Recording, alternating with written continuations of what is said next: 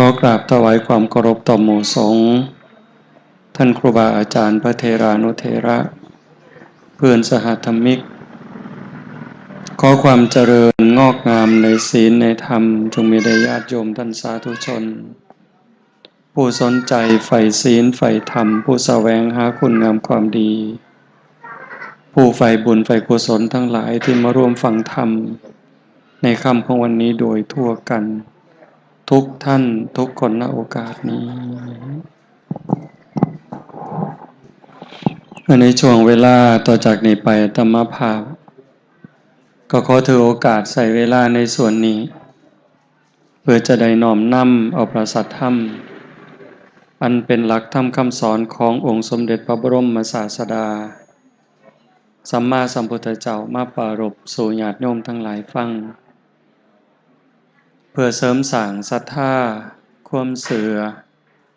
ประสาทาความเหลื่อมใสพร้อมทั้งวิริยะความภาคเพียร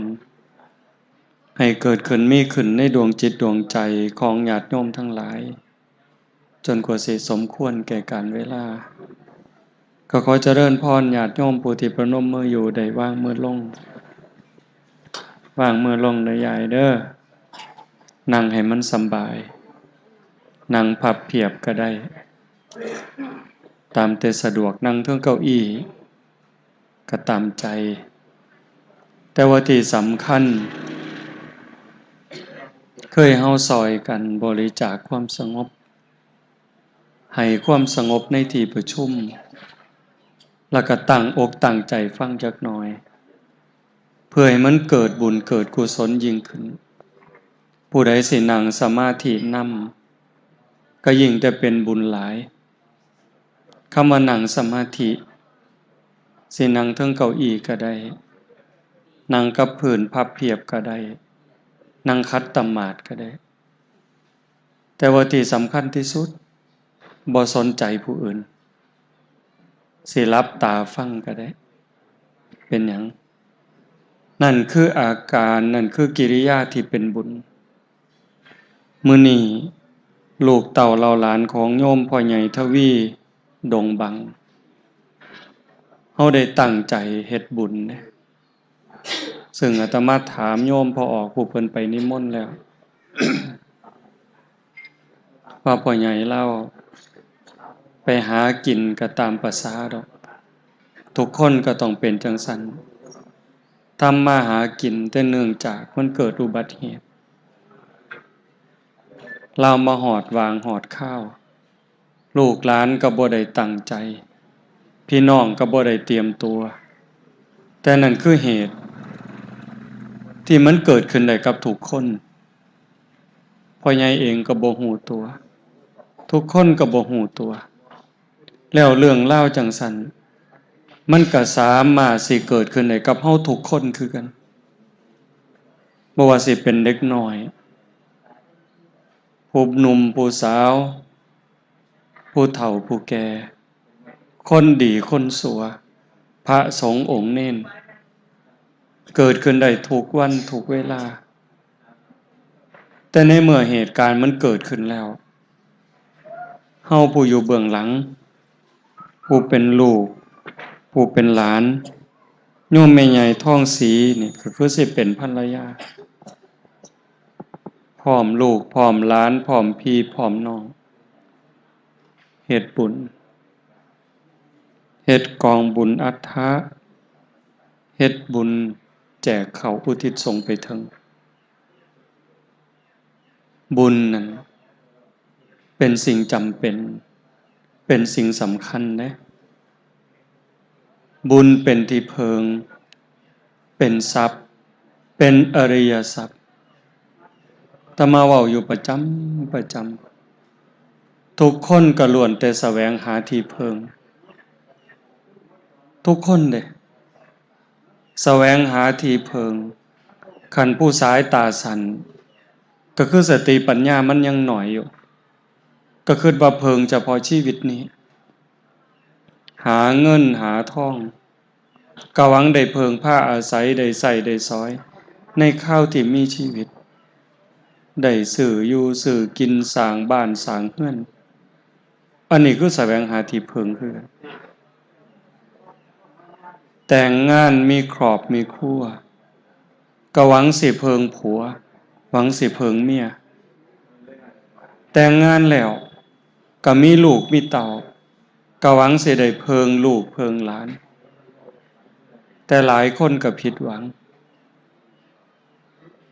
ผัวในข้าวที่ยังดีอยู่ในข้าวที่มีศีลมีธรรมก็ดีต่อกันปกป้องคุ้มครองลูกเมียคือกับห่มโพห่มไส้แต่กันในข้าวที่บ่มีธรรมล่ะในข้าวที่ผัวขาดศีลขาดธรรมก็เห็นเมียเป็นลูกฟุตบอลทุบตีเข็นขาผัวก็หวังสิเพิงเมียแต่ขันในข้าวที่ศีลธรรมห่างหายไปจากใจเขาก็เฮ็ดให้ผัวเป็นทุกข์กินข้าวทั้งน้ำตาขาโตตายก็บ่น้อยพ่อแม่หวังเพิงลูกแต่ว่าหลายคนก็น้ำตาตกย้อนลูกดีบ่ดีก็อยากตายย้อนลูกนั่นน่ะเห็นปะนั่นคือข้าวที่คนขาดศีลขาดธรรมคันว่าสิเพิงแก้วแหวนเงินทองล่ะบางเทื่อก็ถูกปล้นถูกจี้ถูกฆ่าย้อนเงินเจ้าของเฮาได้ยินข่าวอยู่ตลอดซุมื้อปล้นจี้ฉกชิงวิ่งราวถูกจับเรียกค่าไถ่นั่นก็ย้อนทรัพย์สมบัติแก้วแหวนเงินทำลูกหลานญาติพี่น้องญาติโกโหติกา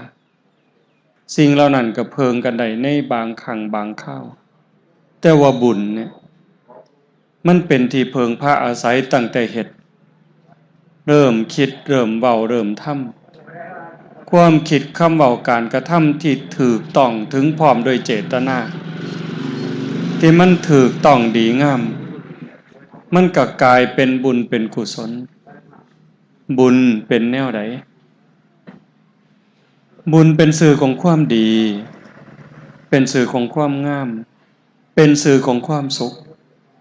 บุญนำมาซึ่งความเจริญนำมาซึ่งความสำเร็จให้กับชีวิต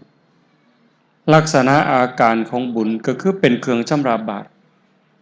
บุญเป็นเครื่องล้างบาปเป็นเครื่องชำระบาปคนเฮาสิได้สมหวังดังใจบุญทั้งนั้นเด้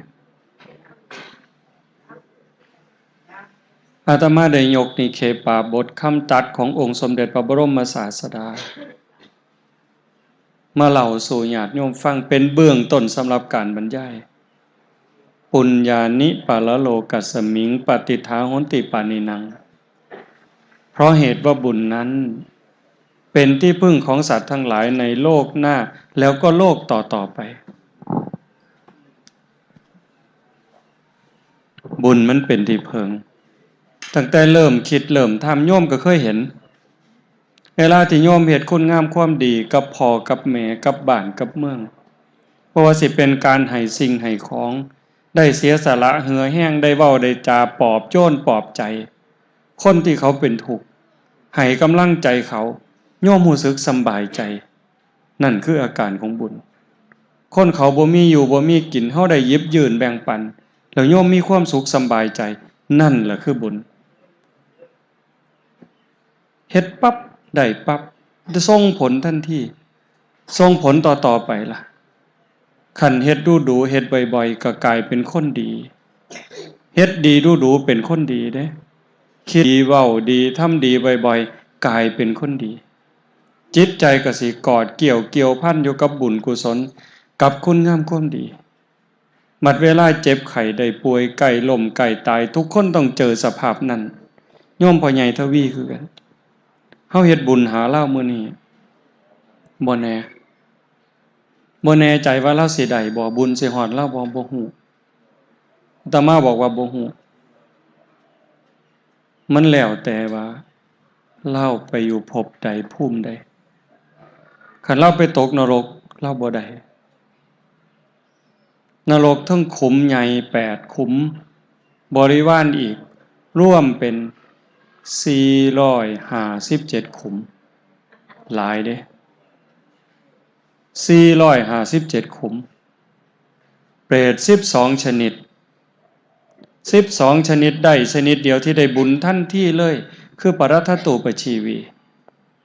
เปรตชนิดนี้บาปบ่หลายบุญบ่หลายตั้งแต่เข้าเป็นคนนี่บุญก็บ่ได้เฮ็ดไว้หลายปานใดแต่ว่าบาปก็บ่ได้เฮ็ดคือกันรอคอยบุญกุศลที่ลูกหลานญาติพี่น้องผู้อยู่เบื้องหลังสิส่งไปให้อันนี้ได้ทันทีเฮาบ่ฮู้บัดนี้ว่าพ่อใหญ่เราไปไสอสุรกายก็บ่ได้ สัตว์เดรัจฉานโยมนับได้บ่ว่าสัตว์เดรัจฉานมันมีจักอย่างนับสัตว์น้ำเบิ่งกุ้งหอยปูปลาเม่งอีเม่งหนังง่ำเม่งตักเต่าเม่งดาเม่งหัวข้วยนับคู่บ่ล่ะตั้งแต่ปลานี่มีจักอย่างปลาน้ำจืดปลาน้ำเข้มโยมนับได้บ่สัตว์บกตั้งแต่มดตั้งแต่ปวกมดมันมีจักอย่างมดไว้มดแดงดินมดคั่นมดลีนปวกอีกหลายจักอย่างเห็นบ่นกจักอย่างนับบ่ถ้วนสร้างหมางัวข้วยเป็ดไก่นับบ่ถ้วนบ่ได้เด้นี่เกิดเป็นสัตว์เดรัจฉานก็บ่ได้บุญนำได้เฮ็ดมื้อนี้บ่ได้เด้คันท่าเป็นคนล่ะก็บ่ได้คือกันเทวดาก็บ่ได้พรหมก็บ่ได้ได้ทันทีมีชนิดเดียวคือปรัตถตูปชีวียากกว่าถูกรางวัลที่1โยมเฮ็ดบุญแจกเข้าหากันนี่โอกาสที่สิได้บุญนี่ยากกว่าถูกรางวัลที่1แต่ว่าเฮาเฮ็ดนี่ย้อนความฮักโยมเฮ็ดบุญหาพ่อใหญ่ทวีในมื้อนี้บ่แม่นแต่โยมไม่ออกท้องสีเด้บ่แม่นแต่โยมแม่ใหญ่ท้องสีผู้เดียวทุกคนคือเจ้าภาพเฮาเฮ็ดบุญหาเล่ามื้อนี้ย้อนคิดฮอดคุณงามความดีคิดฮอดคำปากคำเว้าหลายคนอยู่นี่พ่อใหญ่เคยสอนพ่อใหญ่เคยแนะเคยนำพวกที่30 40ปี50ปีนี่ตั้งแต่เฮาเป็นเด็กน้อยบางเทื่อตีกันทะเลาะกันพ่อใหญ่ได้ห้ามพ่อใหญ่ได้แยกออกจากกันพ่อใหญ่ได้อ้อยพ่อใหญ่ได้ป้อนข้าวพ่อใหญ่ได้อุ้มเฮาบางเทื่อเห็นบ่เฮาเป็นหนี้บุญคุณแล้วเด้คิดฮอดลาวเฮ็ดบุญย้อนคิดฮอดนั่นอันหนึ่ง2เฮ็ดบุญย้อนเป็นห่วงที่อาตมากล่าวมาทั้งหมดนี้ที่ไปเกิดไปไสพบใดภูมิใดบ่สามารถสิได้รับบุญกุศลใดทันทีย้อนเฮาเป็นห่วงเหตุที่เป็นห่วงคืออาตมาเว้ามาบางหันผู้ที่สิฮู้ได้ว่าเราไปไสก็คือโตเราสิ่งที่นำพาเราไปก็คือบุญกับบาปโดยเฉพาะจิตดวงสุดท้ายตอนเราตกลงไปในน้ำนะโยมฟังให้เข้าใจเด้อาตมาคือกันโยมคือกันตอนที่พ่อใหญ่เราตกน้ำขันเราขาดสติเราวูบสมมุติว่าวูบลงไปเราดับเลยจิตแล้วก็ต้องเกิดนิมิตอย่างใดอย่างหนึ่งในจำนวน3อย่างเด้1กรรมนิมิตทุกคนต้องเกิดท่านที่ฉับพลันเลยกรรมนิมิตขันภาพที่เรากำลังตึกแหสิเอาปลาเราเป็นความรู้สึกว่าเรากำลังวานแหสิเอาปลาเราวูบเราบ่ฮู้จักตกลงไปในน้ำเมื่อใดซอยเหลือตนเองเนี่ยภาพแห่งการฆ่าภาพแห่งการล่านั่นคือบาปเราไปนรกเลยอันนี้ด้วยเหตุผลของธรรมเด้แต่ขันท่าเราวูบลงไปแต่ว่าจิตเราไปฟับคือเห็นภาพที่เราเคยบวชลูกบวชหลานภาพที่เราไปจังหันไปทำบุญได้ซอยบ้านซอยเมืองกันภาพเหล่านั้นปรากฏเราไปสวรรค์เลยเห็นบ่ล่ะ ในงานศพทั่วไปบางเทื่อเฮาได้ยินคำครูบาอาจารย์เพิ่นเทศน์จิตเตสังกิริเถทุกขติปาติกังขาเมื่อจิตเศร้าหมองแล้วทุกขติก็เป็นอันหวังจิตเศร้าหมองคือจิตบ่เบิกบานจิตที่เข็นบาปเห็นกรรมแล้วมันเป็นทุกข์คือเฮาเคยเห็นคนเป็นตาสร้างนี่จังได้โยมก็บ่ม่วนโยมเคยเห็นบ่เคยเห็นหน้าคนที่เฮาสร้างเคยคิดบ่โยมสำบายใจบ่นั่นล่ะคือเห็นคนที่มันด่าแม่เฮาเห็นที่คนเอาเปรียบเฮาคือพ่อมันยามใดนี่ใจเฮาเป็นทุกข์ฉันใดคือกันแต่คันคือเห็นคนที่เฮาหักเฮาแพงแล้วเพิ่นมีบุญคุณได้เว้าได้จากับเฮาดีๆแล้วเฮามีความสุขสบายใจจิตก็สิเป็นอีกอย่างหนึ่งตรงนั่นแหละคือตัวจูงไปขันกรรมฝ่ายอกุศลก็สินำพาไปสู่อบายนรกบ้างเปรตบ้างอสุรกายบ้างสัตว์เดรัจฉานบ้าง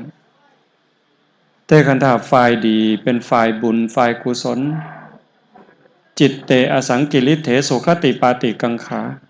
เมื่อจิตไม่เศร้าหมองแล้วสุขติก็ย่อมเป็นอันหวัง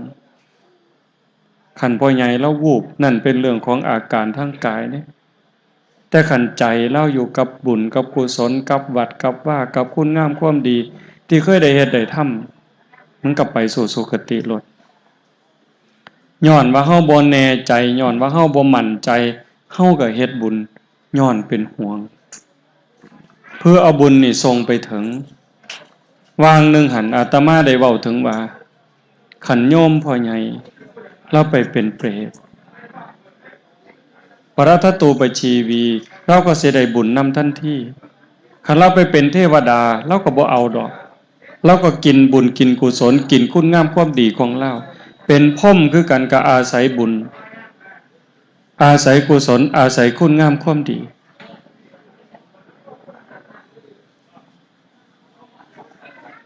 นั่นคือสิ่งเพิงสิ่งอาศัยทุกคนก็ต้องเตรียมเนื้อเตรียมตัว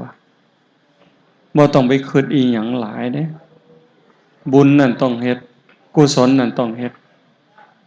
แต่ว่าย้อนความเป็นห่วงคันเราไปเป็นเทวดาก็ตามเป็นพรหมก็ตามหรือไปสู่ภพภูมิใดก็ตามเราสิได้นำเฮาอีกเถื่อย้อนเราอ่อนซ่อนนำอนุโมทนาใหม่ยินดีนำอ่อนซ่อนนำกิจกรรมที่ลูกหลานเฮ็ดนี่คันเฮาเฮ็ดโดยการสงบนั่งตั้งใจฟังธรรมเนี่ยตรงนี้เป็นบุญไปอยากน้ำเรื่องอื่นนั่นอันนั้นจะพาเขวพ่อใหญ่บ่อ่อนซ่อนเด้อนุโมทนาเนี่ยแปลว่าอ่อนซ่อนเด้โยมเคยอ่อนซ่อนคนบ่อ่อนซ่อนเขาอ่อนซ่อนน้ำลงทงลงทาเห็นเขามันงามโอ้ยเป็นตาอ่อนซ่อนเด้สบายใจปลูกบักทั่วบักแตงมันงามโอ้ยเป็นตาอ่อนซ่อนเนาะสบายใจอ่อนซ่อนนี่คืออนุโมทนา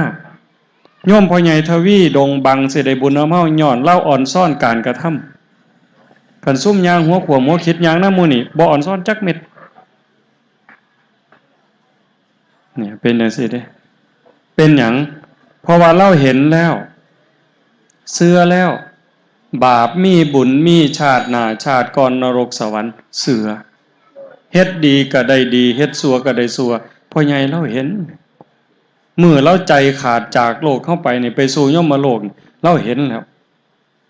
การตัดสินของยมบาลให้ผู้ใดไปสวรรค์ผู้ใดไปนรกผู้ใดไปเกิดเป็นหยังย้อนบุญย้อนบาปที่ตนเองเฮ็ดตนเองทำพ่อใหญ่เห็นกับตาได้ยินกับหูมื้อนี้โยมแม่ใหญ่ท้องสีพร้อมพี่พร้อมน้องลูกเต้าเราหลานตั้งใจเฮ็ดบุญหาเราคันเราอยู่ในภพภูมิที่สามารถรับรู้รับทราบได้เราก็มาอยู่นี้เห็นอากัปกิริยาที่แม่ใหญ่พ่อใหญ่แม่ป้าพ่อลุงนั่งฟังธรรมด้วยอาการเคารพอากัปกิริยานี่เป็นบุญเด้เราดีใจนำเด้เราอ่อนซ่อนเด้บ่จำเป็นต้องเป็นงานใหญ่งานโตแต่คันเฮาอยากนำเรื่องอื่นอยากนำอยู่อยากนำกินวุ่นวายพ่ายถงฮือเลี้ยงเราเลี้ยงยาเสียงแก้วเสียงขวดมานึ่งมาเนิดเราเห็นว่านั่นคือบาปมีบุญต้องมีศีลเนี่ยสงบเป็นบุญวุ่นวายเป็นบาป งานบุญนั่นคนมันสิหลายปานใดอย่าว่าแต่ร้อยอย่าว่าแต่พันต่อให้เป็นหมื่นเขาก็เงียบเป็นหมื่นก็เงียบเป็นหมื่นก็สงบเพราะว่าใจมันดีคนดีนี่เงียบได้คนเป็นปกติเด้ศีลแปลว่าปกติการสำรวมกายวาจาใจให้เป็นปกตินั่นคือสงบโยมบ่เข้าใจเอาเองเด้พิจารณาเด้คันเวลาโยมเป็นปกติโยมสบายใจโยมสิยิ้มแล้วก็สิอยู่เงียบบ่ปากบ่เว้าคันคนห้องโห่โพสังกาอันนั้นก็ขวงหูขวงตาจมให้อันนั้นอันนี้นั่นคือจิตบ่สงบโยมก็เห็นอยู่อาการของมันแล้วโดยเฉพาะพอเนี่ยผู้เป็นลูกเป็นหลานพิจารณาดีๆเด้มีผู้เดียวเด้พ่อนี่มีผู้เดียวแม่นี่มีผู้เดียวหมดแล้วหมดเลยเด้หมู่นี่เจ้าเสี่ยวหลายปานใดเอา100ก็ได้เอา1,000ก็ได้แกเหล่ามานี่จักรถ10ล้อนี่แต่สะบ้านเรายอดเถอะเว้ยหมดตำบลจานเนี่ยมันสิมากินน้ำเฮาผัวนี่สิเอาจักคนก็ได้เด้เมียนี่สิเอาจักคนก็ได้เด้หมู่นี่สิเอาเท่าใดก็ได้แต่ว่าพ่อผู้เดียวแม่ผู้เดียวแล้วก็นี่คือบุคคลสำคัญที่สุดในชีวิตเฮาคันบ่มีพ่อบ่มีแม่เฮาสิได้เห็นโลกนี่บ่คันเพิ่นให้เฮาเกิดมาแล้วบ่เลี้ยงล่ะบ่ใส่ใจบ่อบรมบ่พร่ำบ่สอนมันสิเป็นแนวใดอันนี้โยมจะต้องคิดบ่แม่นแต่ลูกหลานของโยมพ่อใหญ่ทวีเด้เฮาทุกคนที่นั่งอยู่นี่เฮามีพ่อมีแม่อาตมาจะให้ญาติโยมได้ทบทวนชีวิตบ่แม่นของเล่นบ่แม่นของเว้าเล่นและคำตัดคำสอนของพระพุทธองค์ขันโลกิยาสัมมาทิฏฐิก็บ่แม่นของตัวบาปมีบุญมีชาติหน้าชาติก่อนนรกสวรรค์มีเฮ็ดดีก็ต้องดีเฮ็ดชั่วก็ต้องชั่วบุคคลหวานพืชอันใดไว้ก็ย่อมได้ผลอันนั้นต้องได้รับทั้งหมดสัพพังนรานังสัพพลังสุจินนังนกัมมุนาอกิญจนะโมฆะมัตถิขึ้นชื่อว่ากรรมแล้วจะมากก็ตามจะน้อยก็ตามจะไม่ให้ผลนั้นไม่มีกรรมนี่แปลว่าการกระทำเฮ็ดดีเป็นกรรมดีเฮ็ดชั่วเป็นกรรมชั่วบ่มีที่ลับบ่มีที่แจ้งเฮ็ดอยู่บันไดก็ฮู้หมดใจเฮานี่มันเก็บไว้ดีกว่าฮาร์ดดิสก์คอมพิวเตอร์ยิ่งกว่าหน่วยความจำของคอมพิวเตอร์ใจเฮานี่มันจำหมดก็ยังยกตัวอย่างว่าหั่นอย่างโยมพ่อใหญ่เราอาจจะวูบเฮาสิตกลงไปในน้ำแล้วยังไหวยังซอยเหลือตนเองอยู่ตอนนั้นน่ะตกใจแน่ถ้ามันเป็นแนวนั้นเด้ตกลงไปในน้ำตกใจย่านแล้วก็ไหวก็เวียนจนหมดแห้งจนอ่อนจนลาจนจมลงไปในน้ำตรงนั้นใจบ่มีทางสบายนอกจากเราสิได้ปฏิบัติธรรมได้เข้าใจธรรมจนยอมรับชะตากรรมแล้วตั้งใจตายอันนี้ก็ได้อยู่คือบ่ต้องย่านแล้วคิดว่าจังได๋ก็ไปบ่รอดแล้วพ่อใหญ่เราตั้งใจดีๆนึกถึงคุณงามความดีแล้วก็ให้มันจมลงไปแต่มันเป็นเรื่องยากที่สุดเพราะว่าทุกคนย่านอาตมาก็ย่านนี่เห็นบ่คันถ้ามันเป็นแบบนั้นลูกเต้าเราหลานก็ต้องสร้างบุญให้เต็มที่เฮ็ดบุญให้มันถูกอันนี้โดยเหตุผลของธรรมได้บ่แม่นอาตมาเว้าเอาแต่ใจเจ้าของเอาอารมณ์มาเว้าเด้ด้วยความรู้ตนพ่อใหญ่คันเราซอยเจ้าของได้บ่เต็มที่ซอยใจเจ้าของได้บ่เต็มที่หั่นลูกเต้าเราหลานญาติพี่น้องทุกคนต้องเฮ็ดงานนี่ให้มันงดงามที่สุดเฮ็ดงานนี่ให้มันเรียบร้อยให้มันงดงามที่สุดเหล่ายาเนี่ยคันมีเลิกผู้ใดนี่เป็นลูกชายโยมพ่อออกท่องเรียนบ่ลูกชายนี่เจ้าต้องใส่ปากกาสิทธิ์ลูกชายคนโต เรานี่เอาออกหนีจากเฮือนในหมดคันเจ้าฮักพ่อเจ้าเด้ระวังฮักพ่อกับฮักหมู่ขี่เหล่าเจ้าฮักไผเลือกเอาเองคือเวลานี่หยุดเลยที่ผ่านมาแล้วผ่านไปแต่ว่าจากเวลานี่ไปคือหยุดเก็บบ่ให้กินพี่น้องสู่คนลูกเล่าสู่คนเนี่ยโยมไม่ออกหนูเตียนโยมพอออกนิพนธ์โยมท่องพูนทุกคนจะต้องรวมใจกันคืนนี้พี่น้องทุกคนขันเฮาหมดธุระแล้วอยากนอนก็นอนเฮ็ดใจให้งดงามที่สุดทบทวนความเก่าความหลังตั้งแต่ข้าวเฮาเป็นเด็กน้อยพอสอนเฮาจังใดแนะนำเฮาจังใดบอกให้ลูกฮักกันสอนให้ลูกฮักกันได้ทรงเฮียนหนังสือได้แบ่งทรัพย์สมบัติให้หน้าฝาทางเฮาก็บ่ต้องไปติดใจว่าผู้ใดได้หน่อยผู้ใดได้หลายแต่ความฮักของพ่อของแม่ให้เฮาทอกันเลือดเนื้อแบ่งจากพ่อจากแม่ผสมประสานเป็นโตเอื้อยตัวน้องโตอ้ายเฮาต้องฮักกันเฮาเคยอุ้มกันไปเล่นเคยป้อนข้าวน้องเคยจีข้าวจีสู่กันกินบายข้าวบักขามเอาข้าวบายบักขามแบ่งกันกินไปโรงเรียนถือเงินไปบาท2 บาทน้องอ้ายห่อข้าวไปกินน้ำกันทบทวนเรื่องนี้เวลาที่เฮาผิดของต้องเถียงกันตามภาษาเด็กน้อยย่องๆแยงๆแม่ให้พ่อให้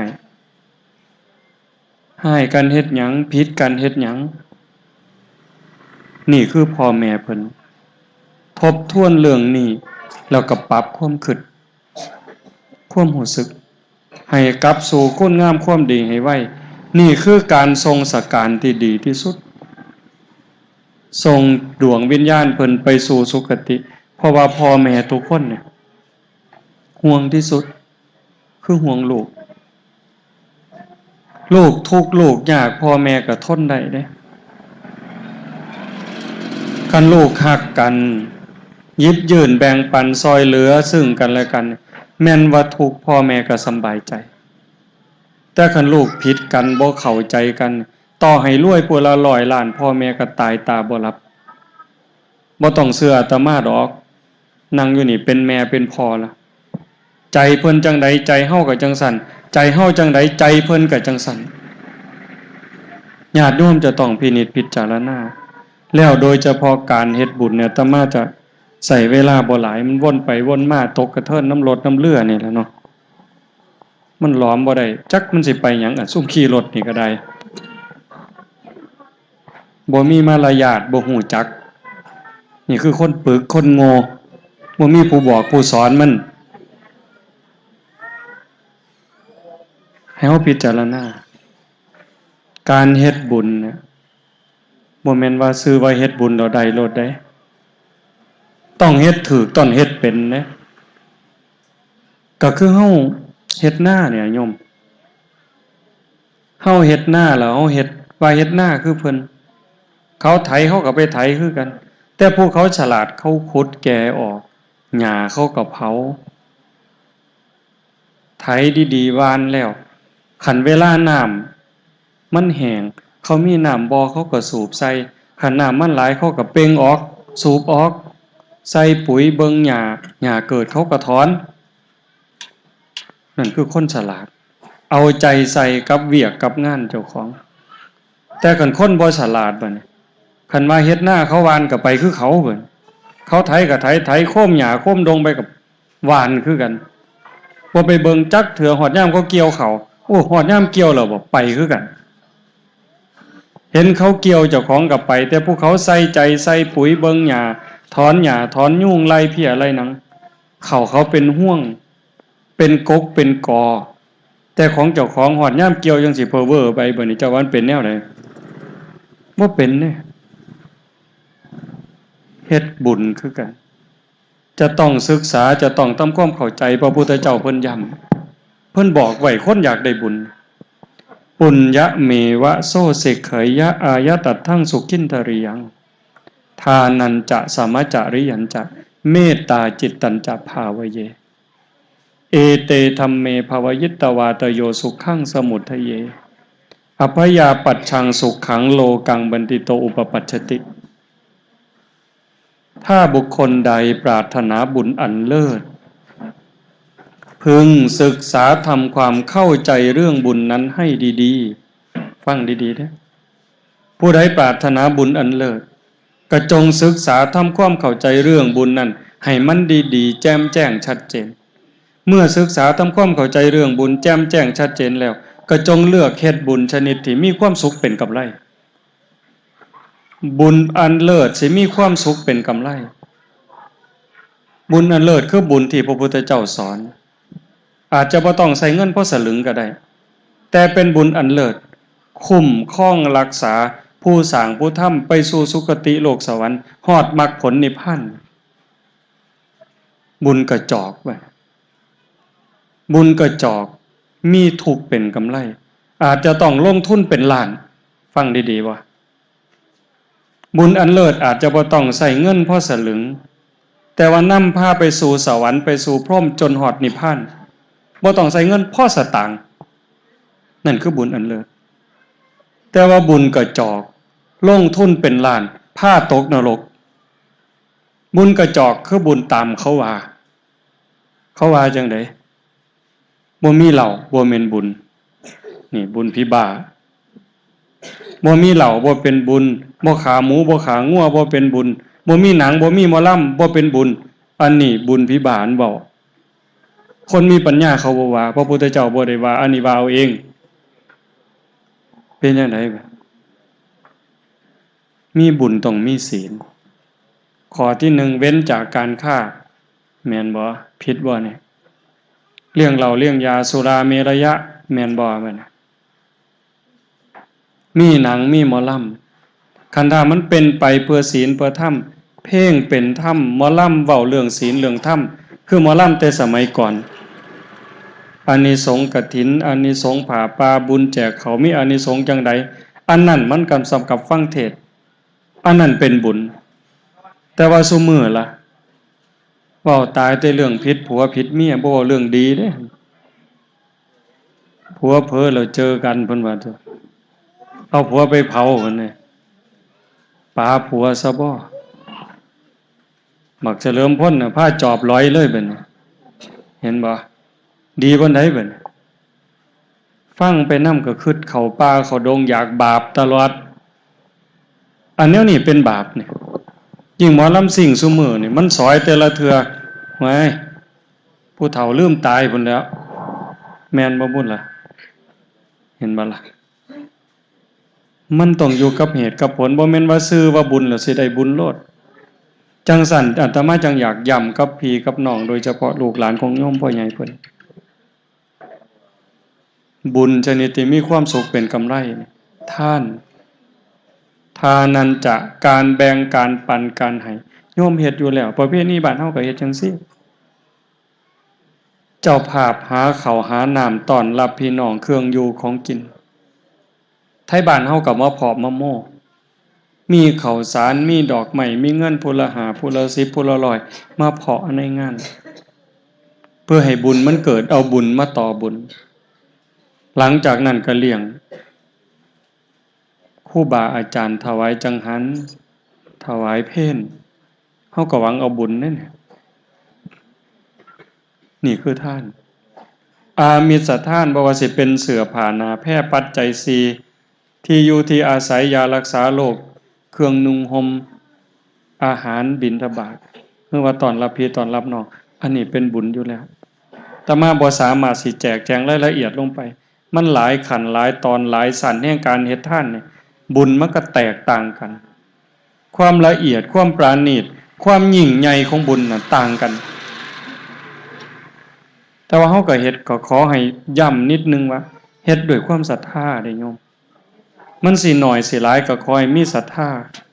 ศรัทธาคือเชื่อในคำสอนพระพุทธเจ้าเชื่อยังมั่นใจว่าบาปมีบุญมีชาติหน้าชาติก่อนนรกสวรรค์ เฮ็ดดีก็ดีเฮ็ดชั่วก็ชั่วจริงมั่นใจซ้ำว่ากินเกลือจังไดก็เข้มจับไฟจังไดก็ร้อนให้มันมั่นใจจังสั่นจับน้ำแข็งจังไดก็ต้องเย็นมือแล้วไปเฮ็ดบุญก็ต้องมั่นใจเชื่อว่าบาปมีบุญมีเฮ็ดบุญต้องเป็นบุญเฮ็ดตามคำสอนพระพุทธเจ้าท่านไล่ขึ้นไปโอ้มันหลายแห่งบ่เว้าดอกซ้ำท่านให้เฮามีศรัทธามีความเชื่อมั่นมีความอ่อนน้อมมีความอ่อนโยนให้ท่านตามการตามเวลาให้ท่านโดยจิตวังอนุเคราะห์ให้ท่านด้วยการบ่เบียดเบียนแต่มาเรามาบังหันให้ท่านด้วยการเบียดเบียนเลี่ยงเหล่าในเบียดเบียนเขาแล้วเบียดเบียนสติปัญญาเขาความภาคภูมิใจในความเป็นคนเสียไปแม่นอยู่ผู้อยากกินมันมวนมันสรรเสริญเจ้าภาพว่าเจ้าภาพใจใหญ่ใจกว้างแต่ไปถามเมียเขาเบิ่งติล่ะผัวเมานอนคาบหญ้ามาเลียปากแล้วถามว่าเมียดีใจบ่มาขอบคุณเจ้าภาพบ่ที่ให้ผัวข่อยกินเมาปานนี่ขอบคุณเจ้าหลายๆว่าบ่มีทางเกิดผัวพอเขาเมาเนี่ยลูกสาวมีผู้บ่าวเศรษฐีจากกรุงเทพกำลังสิมาขอแนว ไม่ออกลองเกิดเบิ่งเด้อลูกสาวเฮามีผู้บ่าวเศรษฐีกรุงเทพพกเงินมา100 ล้านว่าสิมาแต่งเอาลูกสาวเฮาแต่บัดมาฮอดบ้านแล้วพอเฒ่าเมาบ่เป็นศาสตร์บัดนี้คันแม่นเจ้าสิเอาบ่แม่เฒ่าก็เมาใส่กันทั้งแม่เฒ่าทั้งพ่อเฒ่ากันโอ้ยอาตมานี่หนีเลยเด้อปาถิ่มเลยเด้บ่เอานำเด้เห็นบ่นี่คือเบียดเบียนนะฆ่าสัตว์ตัดชีวิตก็เบียดเบียนชีวิตเขาเลี้ยงเราเลี้ยงยาก็เบียดเบียนความภาคภูมิใจเบียดเบียนมันสมองคุณภาพของความเป็นคนเขาลดลงนี่เป็นเบียดเบียนเนี่ยหมอร้องหมอล่ำกันคือหมอล่ำอย่างที่ว่าคนสิเสียคนเท่าใดหมอล่ำมันเว้าลามกเว้าเพ้อเด็กน้อยจิตแตกใจเพ่คันเป็นหนังโป้ล่ะเด็กเล็กเด็กน้อยจิตแตกใจเพ่อาจสิเสียคนย้อนเบิ่งหนังที่เฮาจ้างมามื้อนั้นก็ได้โยมอย่าเชื่อดอกอย่าเชื่ออาตมาคิดเบิ่งใจเจ้าก็แล้วกันไปเจ้าเป็นจังไดเวลาเบิ่งจังซั่นลืมพ่อลืมแม่ลืมเป็นลืมตายไปเลยดิคิดโยมคิดให้มันละเอียดคิดให้สุดสายแต่ว่าบุญแท้ๆนี่เพียงแค่โยมนั่งฟังเทศน์นี่สิเอาซ้ำใดเอาซ้ำไหนท่านศีลคืออาการสำรวมระว่างกายวาจาใจให้เป็นปกติแม่นบ่ได้รับปาหน้าอธินากาเมมุสาสุราแต่ว่าโยมเนี่ยสำรวมกายวาจาใจเป็นปกติตอนนี้บ่มีผู้ใดคิดสิไปฆ่าสัตว์ตัดชีวิตเลยคิดสิไปลักไปจี้ไปปล้นไปคดโกงเอาของคนก็บ่เคยจิตบ่เป็นแนวนั้นสิไปนอกอกนอกใจผัวเมียลูกหลานผู้อื่นก็บ่สิไปเว้าขี้ตัวเว้าให้คนผิดกันยุโยงแตกเหล่าสามัคคีเว้าเพ้อเจ้อไร้สาระก็บ่แม่นทุกคนตั้งใจฟังธรรมสิไปดื่มเสพเครื่องดองของเมาเฮ็ดให้ขาดสติสัมปชัญญะใจโยมบ่ไปตอนนี้โดยเฉพาะผู้เฒ่าญาติโยมหลายๆคนมุ่งอยู่กับธรรมจิตใจจดจ่ออยู่กับคำปากคำเว้านั่นเป็นบุญนะจากท่านมาสู่ศีลมาสู่ภาวนาแม่นเฮาบ่ได้นั่งสมาธิเฮาฟังแต่ว่าเฮาคิดนำบ่ต้องเชื่อทันทีเฮาบ่เชื่อแต่เฮาเอาสิ่งที่ได้ยินได้ฟังไปคบคิดพินิจพิจารณาใคร่ครวญไตร่ตรองโดยหลักเหตุหลักผลอันนี้เป็นภาวนาอ่อนน้อมถ่อมตนเข้ามาในสถานที่งานสถานที่ฟังธรรมเฮาสงบเฮาระมัดระวังนั่นคืออ่อนน้อมอ่อนโยนขนขวายในกิจที่ชอบซอยปูสาดปูเสือตั้งธรรมาสเข้าลงครัวประกอบอาหารเลี้ยงพี่เลี้ยงน้องให้กำลังใจกันปลอบโยนปลอบใจโยมแม่ใหญ่เพิ่นให้กำลังใจลูกพ่อใหญ่เป็นเรื่องธรรมดาให้กำลังใจกันจังซั่นซอยกันจัดซอยกันแต่งอันนั้นคือขนขวายในกิจที่ชอบฟังธรรมโยมตั้งใจฟังอาตมาเว้าฟังบ่ฮู้เรื่องก็บ่เป็นหยังเด้ฟังบ่เข้าใจบ่ฮู้เรื่องว่าเว้าหยังให้ก็เว้าภาษาฝรั่งฟังบ่ฮู้เรื่องสมมุติว่าแนวนั้นแต่โยมยินดีฟังตั้งใจฟังอยู่นี่โยมได้บุญนะ คะแนนเต็ม100ก็ได้100เต็ม1,000ก็ได้1,000เต็ม10,000ก็ได้10,000บุญจากการฟังธรรมคือยินดีฟังพอใจฟังแม่นบ่ฮู้เรื่องก็ตามได้บุญเต็มที่เต็มเม็ดเต็มหน่วยแต่คันโยมฟังเข้าใจอันใดเป็นเหตุเป็นผลเหตุของความเสื่อมเหตุของความเจริญโยมเข้าใจจังซั่นถูกต้องชัดเจนปั๊บมันเลยจากบุญไปสู่กุศลกุศลแปลว่าความฉลาดในอุบายอันใดบ่เป็นประโยชน์เฮาก็ตัดออกบ่เก็บเอามาบ่ถือประพฤติปฏิบัติเอาแต่สิ่งที่เป็นประโยชน์บ่ติดบ่ยึดในสิ่งที่มันเฮ็ดให้เนิ่นช้ากุศลคือความฉลาดในอุบายเลยจากบุญไปสู่กุศลมันเบาใจสบายใจกว่าจากนั้นก็คืออนุโมทนาในคุณงามความดีญาติโยมสู่คนมาเพาะมาโม่มาให้กำลังใจสาธุนำจังซี่อันนี้ก็เป็นบุญอุทิศส่วนบุญวังหนึ่งครูบาอาจารย์เพิ่นสวดมนต์เฮาถวายไทยธรรมครูบาอาจารย์เพิ่นยาถาโยมก็กรวดน้ำอุทิศอาตมาเทศจบก็สิกรวดน้ำอุทิศเฮาอุทิศไปนี่คือส่งไปให้อุทิศแปลว่าให้ส่งไปให้เพิ่นคันเพิ่นอยู่ในภพภูมิที่สามารถสิรับรู้รับทราบได้ด้วยตนเองเพิ่นก็ย่อมอนุโมทนาสาธุเพิ่นก็ได้รับ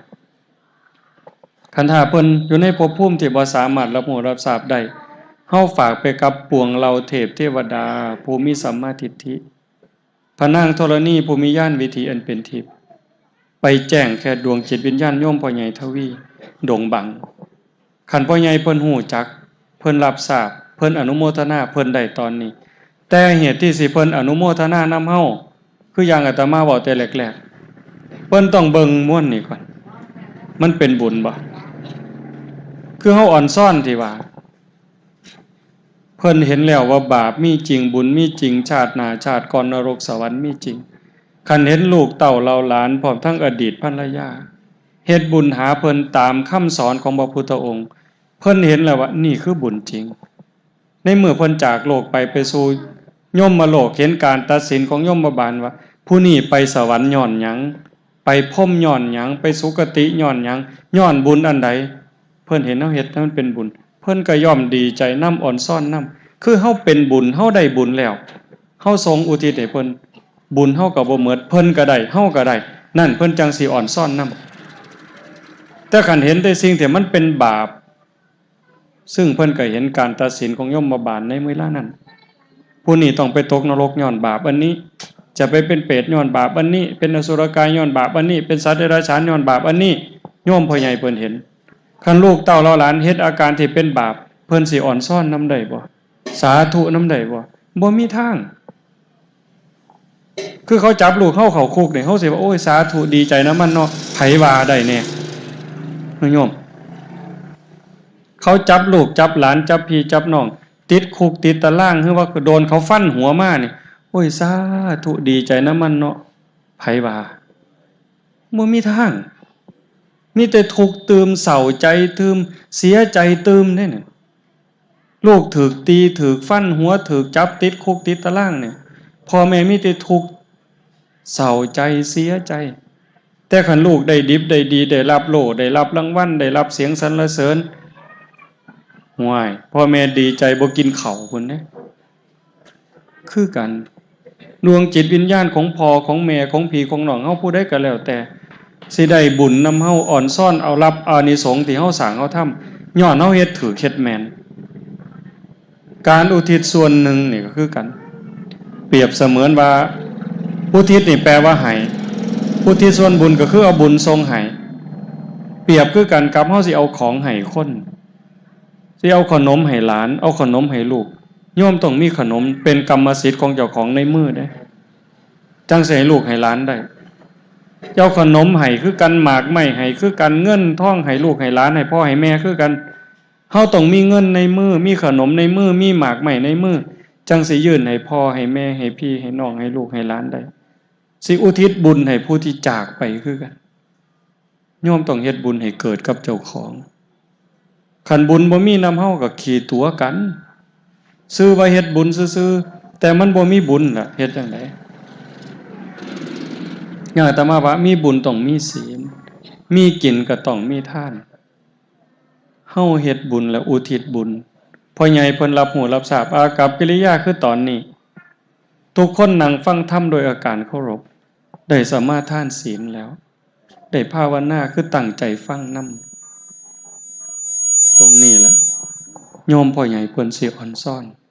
เพิ่นสิเอาบุญนำอนุโมทนานำบ่นี้หลังจากนั้นก็การทำความเห็นให้ถูกต้องถูกตรงจากท่านมาสู่ศีลสู่ภาวนาอ่อนน้อมทำตนขนขวายในกิจที่ชอบฟังธรรมแสดงธรรมตรงหนึ่งอาตมากล่าวตกไปคือการแสดงธรรมการแสดงธรรมบ่แม่นแต่อาตมาผู้เว้าอาตมาเว้าธรรมะซื่อๆแต่ว่าผู้แสดงธรรมญาติโยมทุกคนแสดงคือเฮ็ดให้เบิ่งธรรมะคือความถูกต้องความดีความงามเฮ็ดสิ่งถูกสิ่งต้องสิ่งดีสิ่งงามให้เป็นแบบเป็นอย่างแก่ลูกแก่หลานแก่ชนรุ่นหลังให้เขาได้เฮ็ดนำทำตามถือเป็นแบบฉบับอันนี้โยมต้องเข้าใจเด้อันหนึ่งล่ะเฮ็ดบุญย้อนขึ้นฮอดเฮ็ดบุญย้อนขึ้นห่วงอันนี้ก็เป็นแบบอย่างที่ดีอยู่แต่ว่าหน้าที่หนึ่งที่พระพุทธเจ้าเพิ่นสอนโดยเฉพาะผู้เป็นลูกเนี่ยหน้าที่ของลูกสิต้องเฮ็ดต้องทำพระพุทธเจ้าเพิ่นบอกว่าพ่อแม่เพิ่นเลี้ยงมาเฮาต้องเลี้ยงเพิ่นตอบโยมก็ทบทวนเบิ่งเจ้าของว่าได้เลี้ยงพ่อแม่ตอบแทนบ่เพิ่นเลี้ยงกายเฮาให้ข้าวให้น้ำนั่นคือเลี้ยงกายแต่ว่าเลี้ยงใจเลี้ยงจิตวิญญาณเพิ่นสอนว่าอันใดถูกอันใดผิดอันใดควรบ่ควรอันใดดีบ่ดีอันนี้เพิ่นเลี้ยงวิญญาณเฮาเด้เลี้ยงใจเฮาให้เป็นคนดีเด้ลูกก็ต้องเลี้ยงเพิ่นแทนโยมก็เฮ็ดอยู่บางคนบางเทื่อก็เฮ็ดเต็มที่ให้ข้าวให้น้ำเสื้อผ้าหน้าแพร่บนอยู่บนอาศัยเจ็บไข้ได้ป่วยพาไปหาหมอหาหมออันนั้นคือเลี้ยงกายแต่ว่าใจล่ะเว้าจาดีให้เพิ่นได้ยินบ่ลูกบางคนตะคอกพ่อตะคอกแม่เด้ผู้บางคนหายพ่อหายแม่เด้เอาเงินให้จมพร้อมเอาเงินให้ว่าให้เพิ่นพร้อมเห็นบ่บ้านเรายอดเฮามีบ่แนวคันแนวนี้ต้องระวังเด้บาปบักใหญ่เด้ผู้ใดฮักเฮาที่สุดในโลกโยมถามเบิ่งโลดผู้ใดฮักเฮาที่สุดเสียสละเพื่อเฮาที่สุดโยมผู้เป็นพ่อเป็นแม่ก็ฮู้จักล่ะอาบเหงื่อต่างน้ำปากกัดตีนยันซุมื้อนี้ขันหมู่เขาว่าพ่อเฒ่าแล้วล่ะเฒ่าแล้วเฮ็ดไปหยังเดียวนี้เฮ็ดไว้ให้ลูกแม่นบ่ยายเจ้านี่ล่ะผู้หนึงเฮ็ดให้ลูกทันทีเลยเด้เฮ็ดไว้ให้ลูกเฮ็ดไว้ให้หลานนั่นคือความตั้งใจเห็นปะเพิ่นเลี้ยงมาเลี้ยงเพิ่นตอบเลี้ยงกายเพิ่นให้ข้าวให้น้ำแล้วก็เลี้ยงจิตเลี้ยงวิญญาณเพิ่นให้เพิ่นสำบายใจให้เพิ่นภูมิใจคันลูกฮักกันเข้าใจกันผู้คุ้มเครื่องนี่ผ่อนลงอีกมันหอนนี่ลูกเข้าใจกันซอยเหลือเกื้อกูลกันพ่อแม่มีความสุขนั่นคือเลี้ยงใจเพิ่น2เฮ็ดกิจเฮ็ดการงานซอยเพิ่นส่วนเพิ่นต่างเพิ่นเฮาผู้40 50ปีนี่ตามาบ่ห่วงดอกเฮาเคยเฮ็ดเวียกส่วนพ่อแม่ตั้งแต่บ่ทันนุ่งผ้าแล่นน้ำก้นเพิ่นปลูกแตงเพิ่นก็พาปลูกเอาบักลาปลูกอีนางปลูกอีลาปลูกเห็นบ่ผ้าบ่ทันนุ่งเพิ่นลกกาก็ไปลกนำเพิ่นเกี่ยวเขาก็เกี่ยวน้ำเพิ่นลอกปอก็ลอกน้ำเพิ่นเฮ็ดเป็นแน่บ่เป็นแน่ก็อยากเฮ็ดน้ำพ่อน้ำแม่ได้คนแต่ก่อนพอแต่ใหญ่เป็นบ่าวเป็นสาวลงแขกเสียหญ้าปอตัดปอเกี่ยวเขาเฮ็ดหมดอาตมาก็เคยนั่นคือลูกสมัยก่อนพ่อแม่บางเทื่อเฮาบ่อยากให้พ่อแม่ไปตากแดดตากหน้าเด้เฮาอยากเฮ็ดให้เพิ่นสำบายใจให้เพิ่นภูมิใจต่างกันบ่กับลูกหลานซุมื้อ ขี่แต่มอแต่ไซค์เล่นขอตั้งแต่เงินพ่อแม่เฮ็ดเวียกนี่เฮือนอยู่ซ้ำนี่พ่อแม่ดำหน้าอยู่นี่มันบ่งว่าซาเจ้าเด้ขี่โทรศัพท์เล่นอยู่โทรหาผู้บ่าวเสยพุ่นนี่มันเห็นบ่หมู่เจ้าสิเพิงไผกันดีเด้นี่เฮาเอาลูกน้อยมานำเอาหลานน้อยมานำเนี่ยแต่มาดีใจเด้นี่ถือว่าเขาฮู้จะคว่ำเติบเขาได้เห็นเขาได้ฮู้โยมต้องพาเขาไปเด้แต่มาอยากบอกกันนึงว่าหาเวลาไปวัดบ้านเฮาเนี่ยล่ะวันเสาร์วันอาทิตย์แม่ใหญ่พ่อใหญ่ญาติโยมต้องพาลูกพาหลานไปจังหันพาเขาไปจังหันให้เขาได้ใส่บาตรสอนเขานี่เด้เป็นเรื่องต้องฝึกเขาสอนเขาก็เขาได้หูจักไปวัดไปว่าแล้วอีกอย่างหนึ่งให้เขาหูจักผิดหวังบ้างบ่แม่นอยากได้หยังก็หาให้หลานบ่ทันอยากได้แม่ใหญ่หาให้ก่อนนี่บ่แม่นเลยผิดเจ้าผิดแล้วน่ะแม่คือกันได้พ่อคือกันเด้อยากได้หยังให้เขารอคอยเวลาท่านฟ้าวถ้าอีกจักหน่อยให้เขาหูจักผิดหวังนั่นมันจะเป็นภูมิคุ้มกันคันมันอยากได้หยังปั๊บแม่ใหญ่หาให้พ่อใหญ่หาให้มันสิได้แต่ความเคยชินบัดมื้อนึงผิดหวังน้อยๆมันสิฆ่าตัวตายโลดเป็นศิลปะเป็นเทคนิคในการเลี้ยงในคนซุมื้อนี่มันสิมีแต่ความเห็นแก่เนื้อแก่ตัวมีแต่ความอยากได้จังซั่นญาติโยมต้องใส่ใจ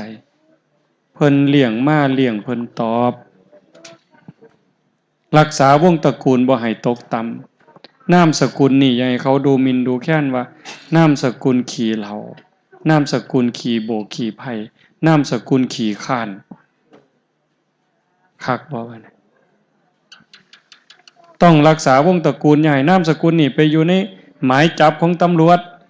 อย่าเอานามสกุลนี่ไปอยู่โรงอยู่ศาลลูกทุกคนต้องรักษาวงตระกูลบ่ให้ตกต่ำทำตนให้สมควรแก่การรับทรัพย์มรดก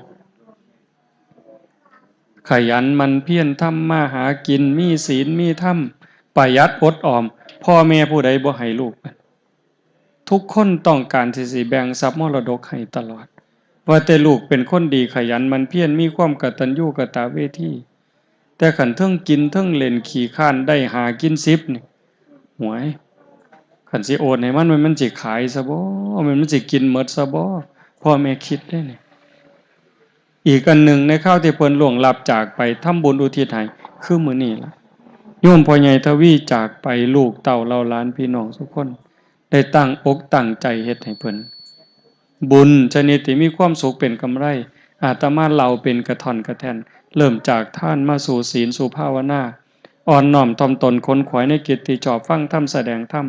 อุทิศส่วนบุญอนุโมทนาบุญอันสุดท้ายทำความเห็นในถูกต้องถูกตรงเชื่อได้โยมต้องมั่นใจเด้บาปมีเด้บาปคือความทุกข์บาปคือความทุกข์เฮาเฮ็ดผิดเฮ็ดพลาดกับพ่อกับแม่กับพี่กับน้องเฮาสิทุกข์เฮาสิเดือดร้อนนั่นคือบาปคันมันเกาะกลุ่มจิตใจเฮาจังซี่พูนบัดใกล้ตายคือเว้ามา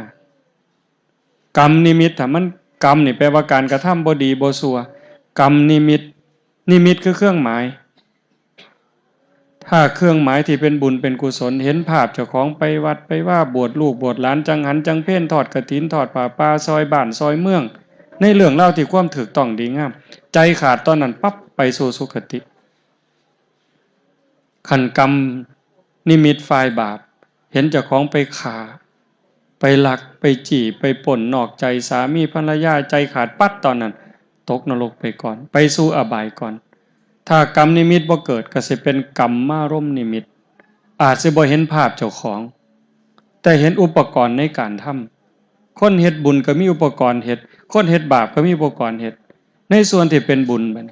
เห็นผ้าไตรจีวรเห็นกุฏิเจ้าของเคยสร้างถวายเห็นห้องน้ำเจ้าของเคยสร้างถวายเห็นเขาไปนุ่งขาวห่มขาวประพฤติปฏิบัติธรรมภาพเจ้าของบวชลูกบวชหลานปรากฏขึ้นจังซั่นปั๊บเราใจขาดก็ไปสุคติไปสวรรค์โลดแต่คันเห็นใจสิขาดปั๊บเห็นปืนอ้าวเห็นแหอ้าวเห็นม่องอ้าวเห็นฉมวกอ้าวเห็นไก่ตีมึงอยากหัวตัวบัด เห็นภาพไก่ตีตาแตกปากฉีกนี่โว้ยพ่อใหญ่เว้ยผู้ใดเฮ็ดมันพระเจ้าบ่เกี่ยวพระพรหมบ่เกี่ยวเจ้าของเฮ็ดไว้ทั้งหมดสัตว์โลกเป็นไปตามกรรมเด้โยมฮักเจ้าของต้องเฝ้าแก้ไขเด้เลิกเด้เจ้าของบ่เห็นรูปเจ้าของในหันแต่ว่าเห็นเครื่องมือในการกระทำใจขาดปัดเห็นภาพยังแหเห็นแหเห็นมองเห็นจมูกหมู่นี่ปั๊บไปอบายเลยอันที่สามบ่เห็นรูปเจ้าของบ่เห็นเครื่องมือแต่ว่าเห็นสิ่งที่ต้องไป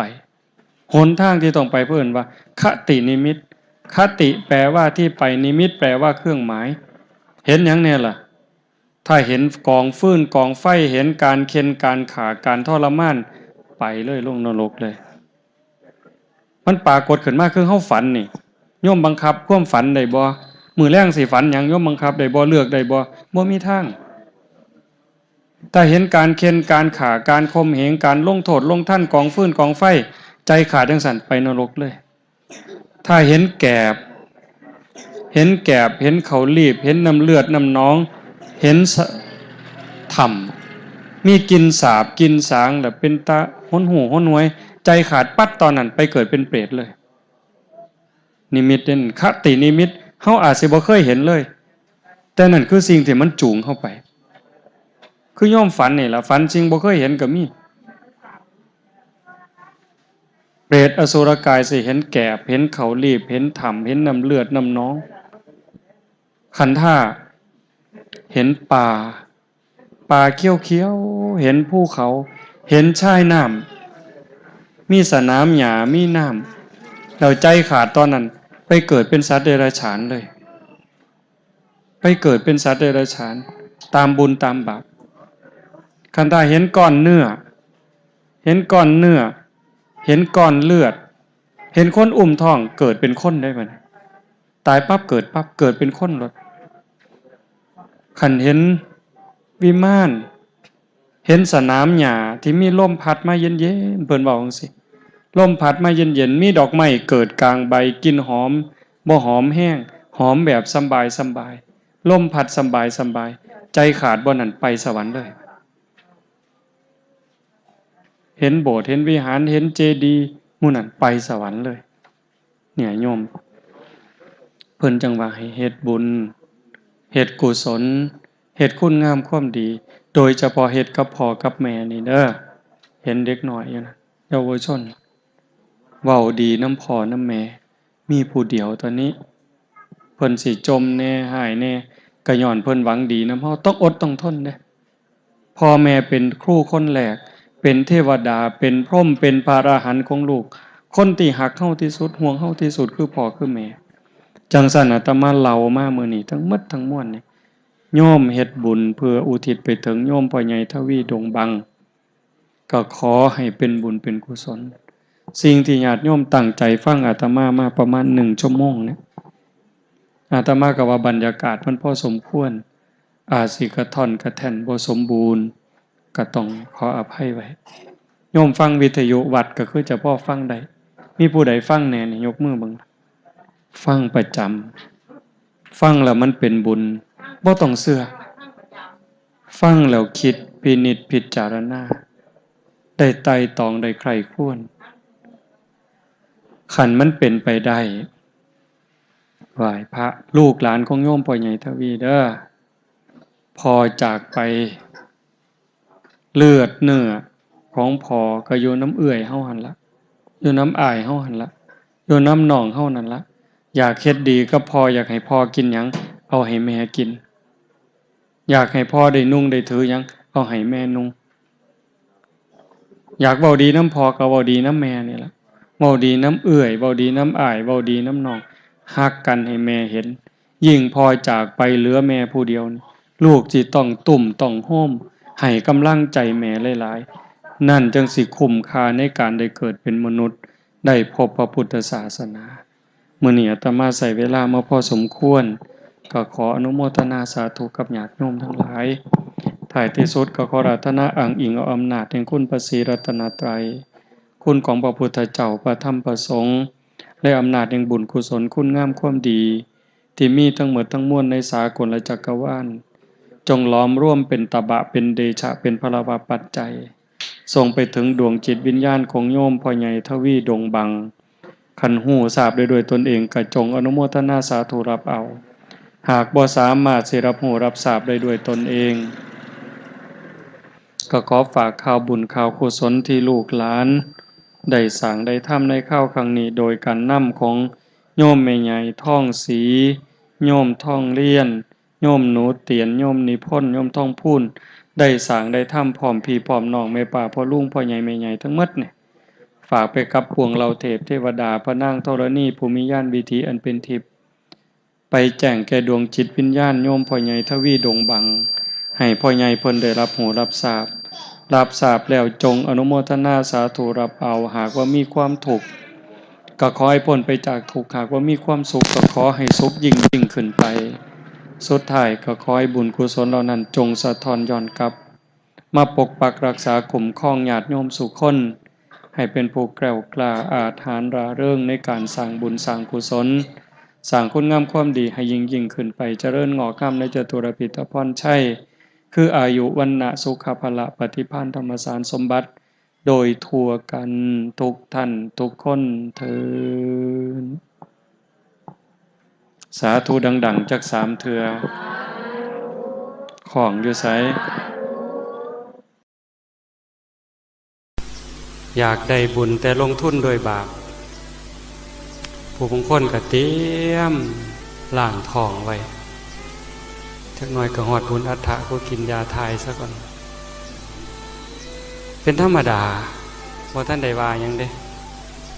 เป็นธรรมดาที่เฮาบ่ท่านได้เข้าใจเฮาบ่ท่านคิด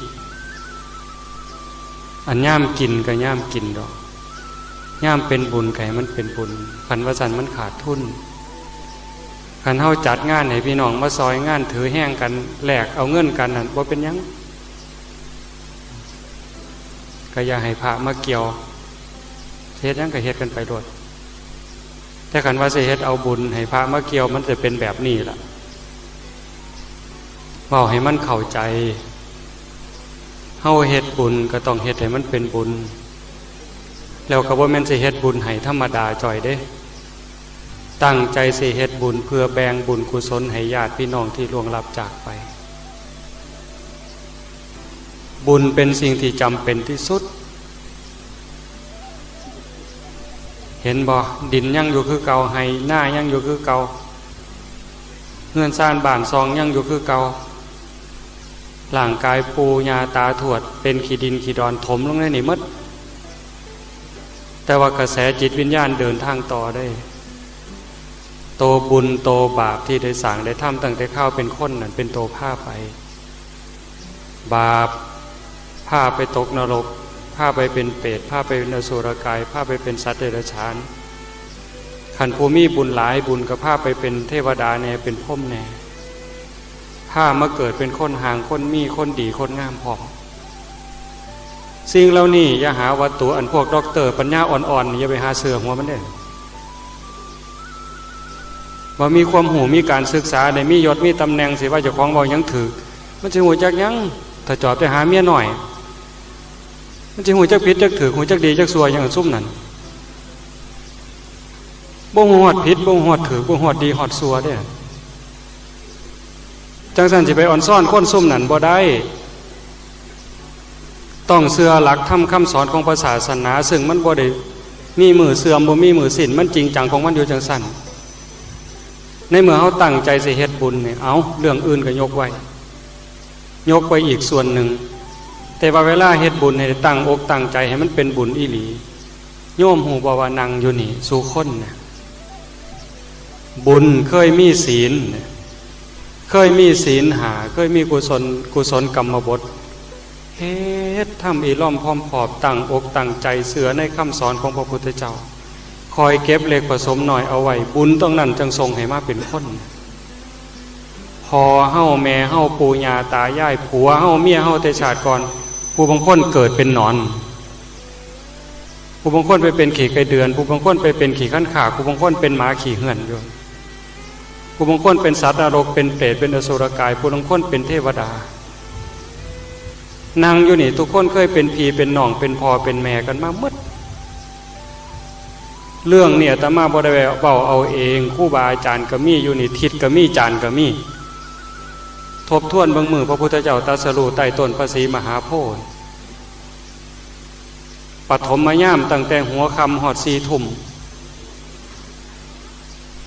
ปุพเพนิวาสานุสติญาณมีญาณเครื่องยังหูว่าพระองค์เกิดเป็นหยังมาแน่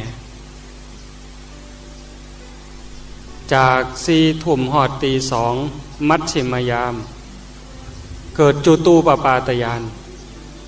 ญาณเป็นเครื่องหูให้ผู้ใดพวกตกนรกย้อนบาปหยังเปรตย้อนบาปหยังอสุรกายย้อนบาปหยัง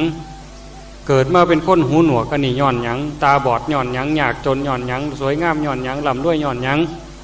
ไปเป็นเทวดาย้อนหยังเป็นพรหมย้อนหยังนั่นเพิ่นเห็นไต่ต้นพระศรีมหาโพธิ์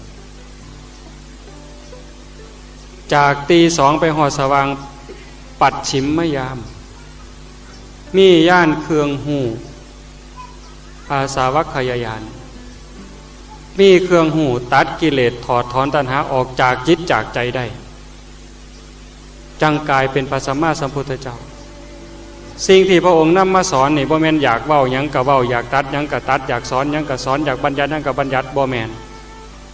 ความจริงเรานี่มันมีอยู่ก่อนพระพุทธเจ้าเป็นผู้ไปพ่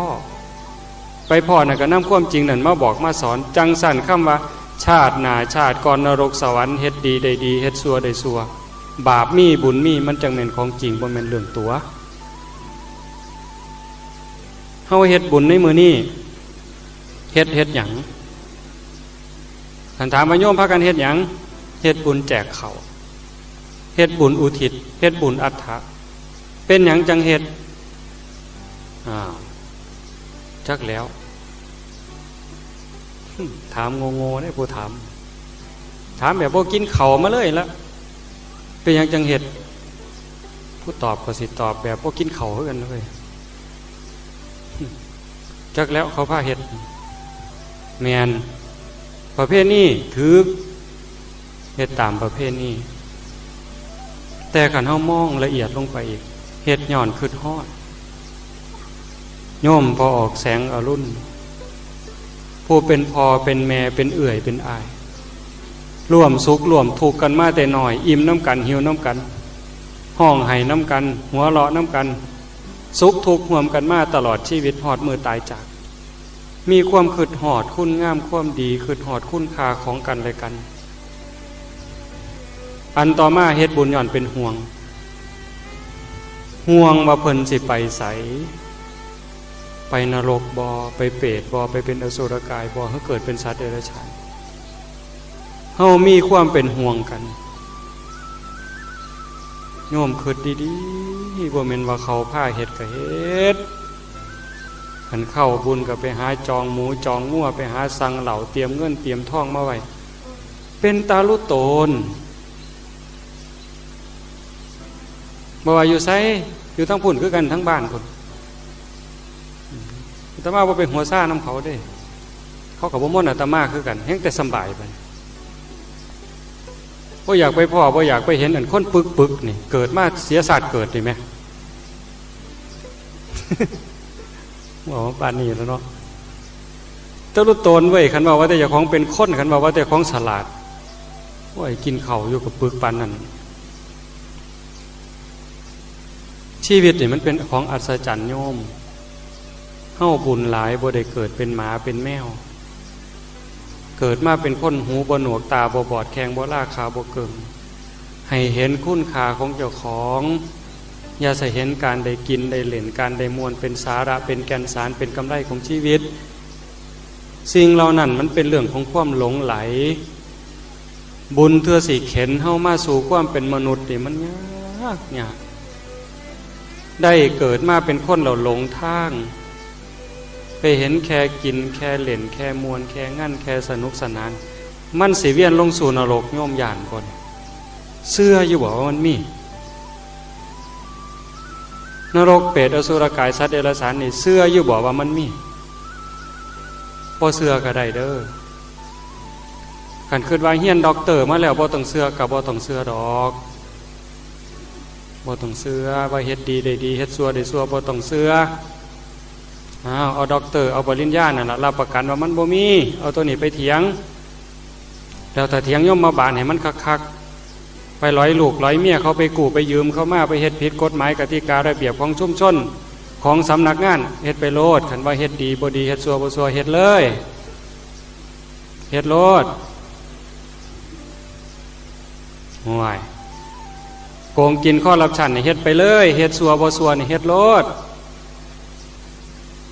ไปล่วงเกินเมียเขาลูกเขานี่เอาเลยเฮ็ดเลยมันบ่เป็นหยังดอกมันบ่ดีบ่ชั่วดอกเฮ็ดโลดเอาด็อกเตอร์นั่นไปเถียงโน้สิถือแขนข้อพุ่นแล้วโอ้โหว่าน่ะคึดให้มันคักๆได้คนได้นี่อย่าให้มันอยากอายแนวอื่นอยากอายหมาอยากอายแมวได้คนซุมื้อนี่มันคักกว่าแนวอื่นน่ะได้คนจังว่าเฮาเฮ็ดบุญให้ได้คิดอาตมาเว้าคือพี่คือน้องเด้คันบ่หวังดีต่อกันเนี่ยอาตมาจะบ่เว้าจังซี่เลยเทศม่วนๆย่องเจ้าภาพเอาค่ายเทศละแฮงแต่ดีบ่มีผู้ใดสร้างซ้ำเอาบ่ล่ะแนวนั้น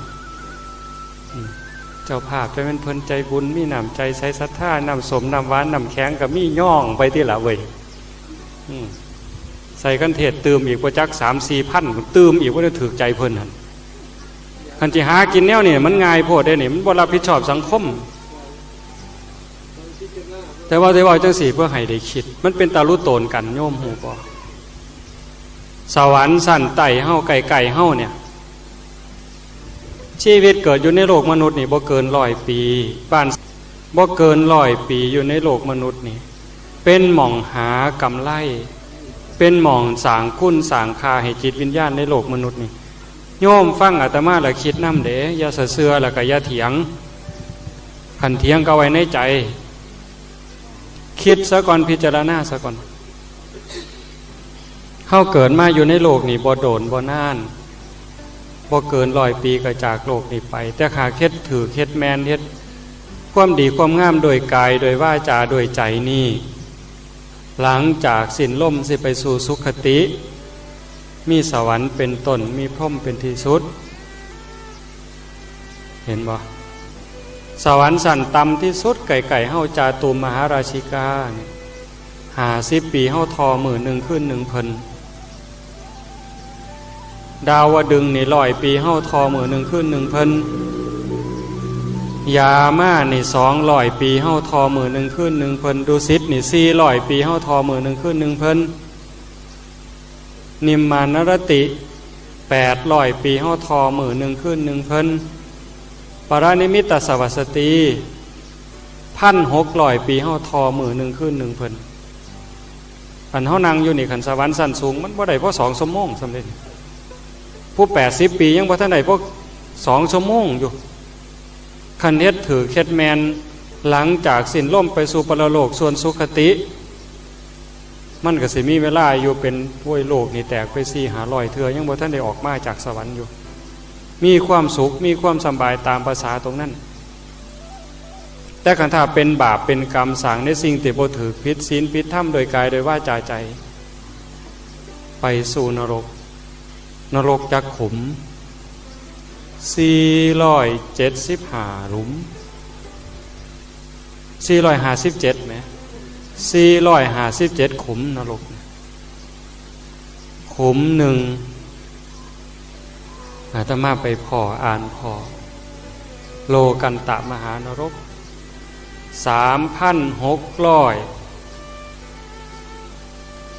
ล้านปีเฮาทอมื้อนึงคืนนึงของนรกนั้นแต่ว่าสิได้อยู่ในโลกนั้น1,000 ล้านปีคันสิเว้าถึงโลกนี่แตกไปล้านเทื่อยังสดฟดจอกอยู่พุ่นจังซั่นโอกาสเกิดมาเป็นคนนี่เฮาจะต้องตั้งอกตั้งใจอย่าปล่อยชีวิตให้มันหลงไหลไปกับอารมณ์ยั่วย่อมม่อมเมาของกระแสโลกกระแสกิเลสที่มันตาบอดปัญญาบอดตาบอดอันโลกมนุษย์เนี่ยโลกมันแปลว่ามืด มืดด้วยสติมืดด้วยปัญญาบ่ฮู้ผิดบ่ฮู้ถูกบ่ฮู้ดีฮู้ชั่วเด้ลางเทื่อก็เฮ็ดตามๆกันไปจักผิดจักถูกบ่คิดเฮามีวัดมีว่ามีศาสนามีครูบาอาจารย์เฮาก็ต้องพิจารณาโยมพอออกเคยบวชเคยเฮียนเป็นทิศเป็นจานก็ต้องได้ทบทวนบางคำสอนพระพุทธเจ้าเพิ่นสอนหยังบ่แม่นเฮาสิบวชซ้ำสวดมนต์ได้ไปขอกินขนมข้าวต้มเฮือนนั่นเฮือนนี่ได้ซ่องเพราะปานนั้นได้มันบ่ได้ฮู้เรื่องอีหยังจักเม็ดได้นั่นภาษาท่องเอาแต่ความคิดความอ่านหลักการของศาสนาเฮาบ่ทันได้เจาะเข้าไปเบิ่งเลยมันบ่ได้เกิดประโยชน์หยังดังนั้นเฮากลับไปทบทวนใหม่ยิ่งชีวิตเฒ่าแก่มาแล้วใกล้มื้อตายเข้ามาสู่วันเวลาอีหยังเป็นประโยชน์สำหรับชีวิตในการเกิดมาคิดแล้วบ่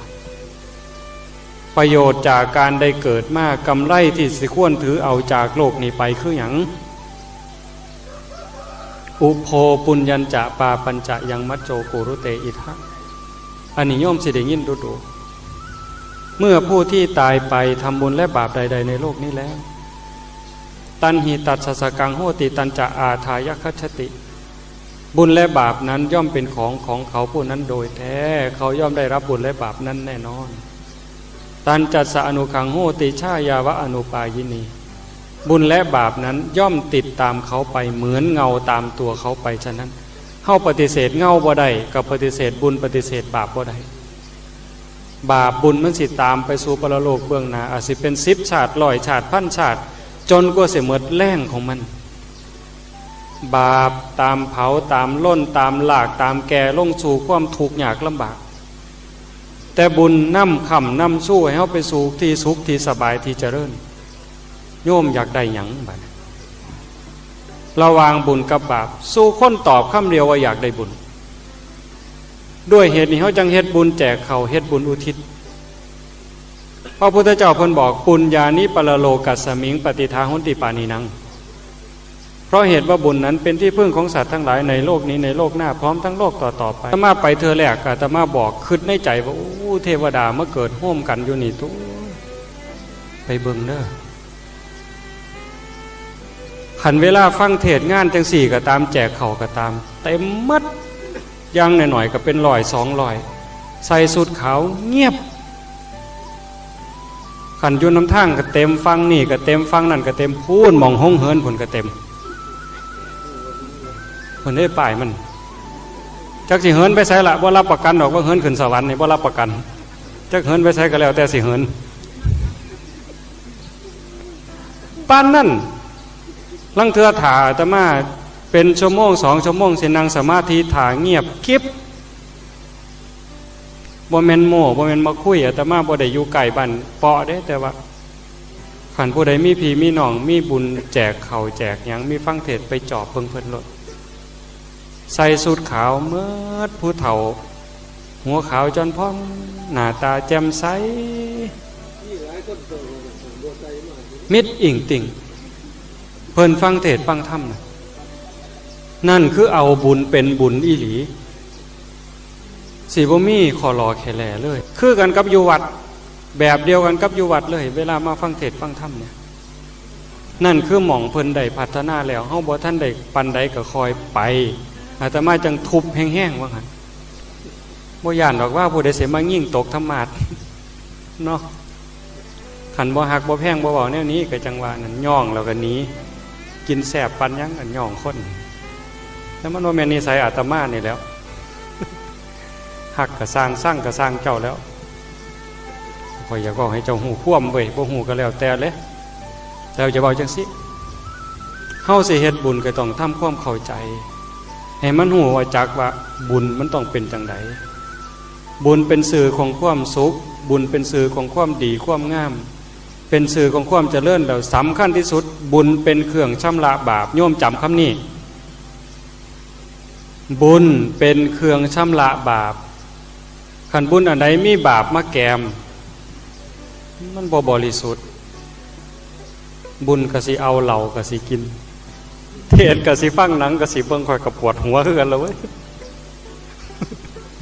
ทุกทีเอาหยัง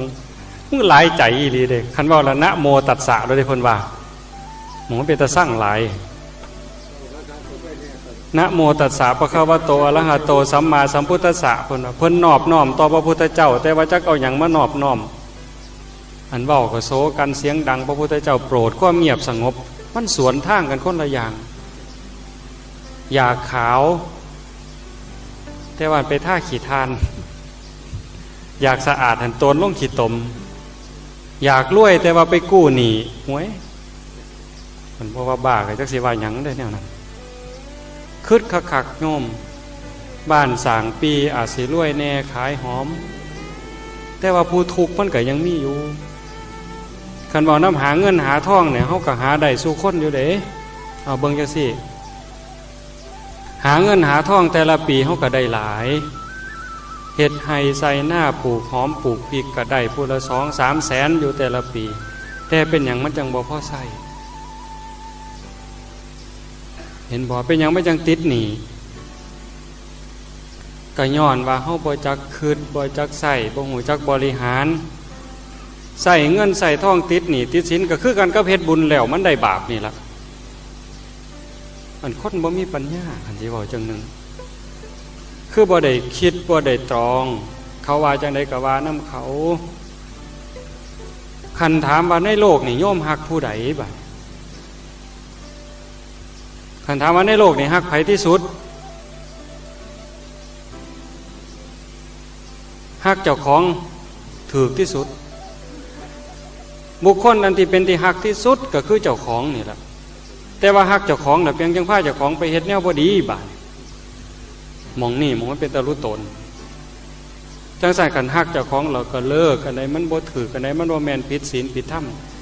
มันเป็นเรื่องจริงๆในคำสอนพระพุทธเจ้าบ่แม่นเรื่องเว้าเล่นบ่แม่นเรื่องโกหกบ่แม่นเป็นนิทานโยมพ่อใหญ่นั่งอยู่นี่หลายๆคนไม่ออกก็คือกันเฮ็ดดีได้ดีเฮ็ดชั่วได้ชั่วโยมก็ทบทวนมึงดีชีวิตที่ผ่านมาคันมื้อใดเฮาคิดดีเว้าดีกับลูกกับเต่ามื้อนั้นเฮือนเฮาก็สมเย็นสบายเมียก็เว้าดีผัวก็เว้าดีลูกเต่าก็เว้าดีเฮ็ดดีนำกันเฮือนเย็นสบายคันมีผู้ใดผู้หนึ่งผิดปกติขึ้นมาเฮือนก็ฮ้อนบ่เป็นตะอยู่ฮ้อนแห้งไปคนละทางเลยนั่นล่ะโลกก็คือกันสังคมก็คือกันวัฏสงสารก็คือกันกระแสจิตวิญญาณก็คือกันคันฮักเจ้าของเอาศีลเอาธรรมไปเป็นตัวถือเอาไปเป็นตัวใส่มันให้ท่านมันรักษาศีลมันเจริญภาวนาฟังเทศน์ฟังธรรมซอยขนขวายในกิจที่ชอบอ่อนน้อมถ่อมตนต่อผู้รักต่อผู้ใหญ่ต่อพระภิกษุสามเณรมันฟังเทศน์ฟังธรรมแล้วก็บอกสอนลูกหลานในสิ่งที่ถูกต้องทำตนเป็นแบบอย่างในสิ่งที่ดีงามอุทิศบุญแบ่งบุญพ้อยยินดีอนุโมทนาสาธุในเมื่อผู้อื่นเพิ่นเฮ็ดดีเฮ็ดถูกเฮ็ดต้องตั้งความเห็นให้ถูกตรงเชื่อว่าบาปมีบุญมีไว้ในใจให้มันเต็มที่บุคคลชนิดนี้สิเดินทางของชีวิตไปสู่ความเย็นไปสู่ความสงบถูกรังแกแน่ก็สิอดสิทนถูกเอารัดเอาเปรียบแน่ก็สิอดสิทนถือข่มเหงก็หูจักให้อภัยจิตใจก็อาจสิเย็นไปเลยบางเธออาจสิทุกข์ทางกายแต่ว่าใจบ่เอาโทษบ่เอาเพ่นบ่เอาเว้นบ่เอาภัยมันก็บ่เป็นทุกข์บ่เดือดร้อนนั่นคือผู้หูจักผู้เข้าใจในสาระแก่นสารของชีวิตถามว่าเกิดมาเฮ็ดหยังเกิดมาเก็บเกี่ยวสัมภารธรรมเกิดมาสร้างบุญสร้างกุศลเกิดมาทำพระนิพพานให้แจ้งกำไรขาดทุนของชีวิตอยู่บันไดสู้มือเข้าไปอ่อนซ่อนคนรวยเงิดคนรวยเงิดคนฉลาดโดยบ่ฮู้ว่ามันรวยย้อนอีหยังฉลาดแต่มันแกมโกงหรือบ่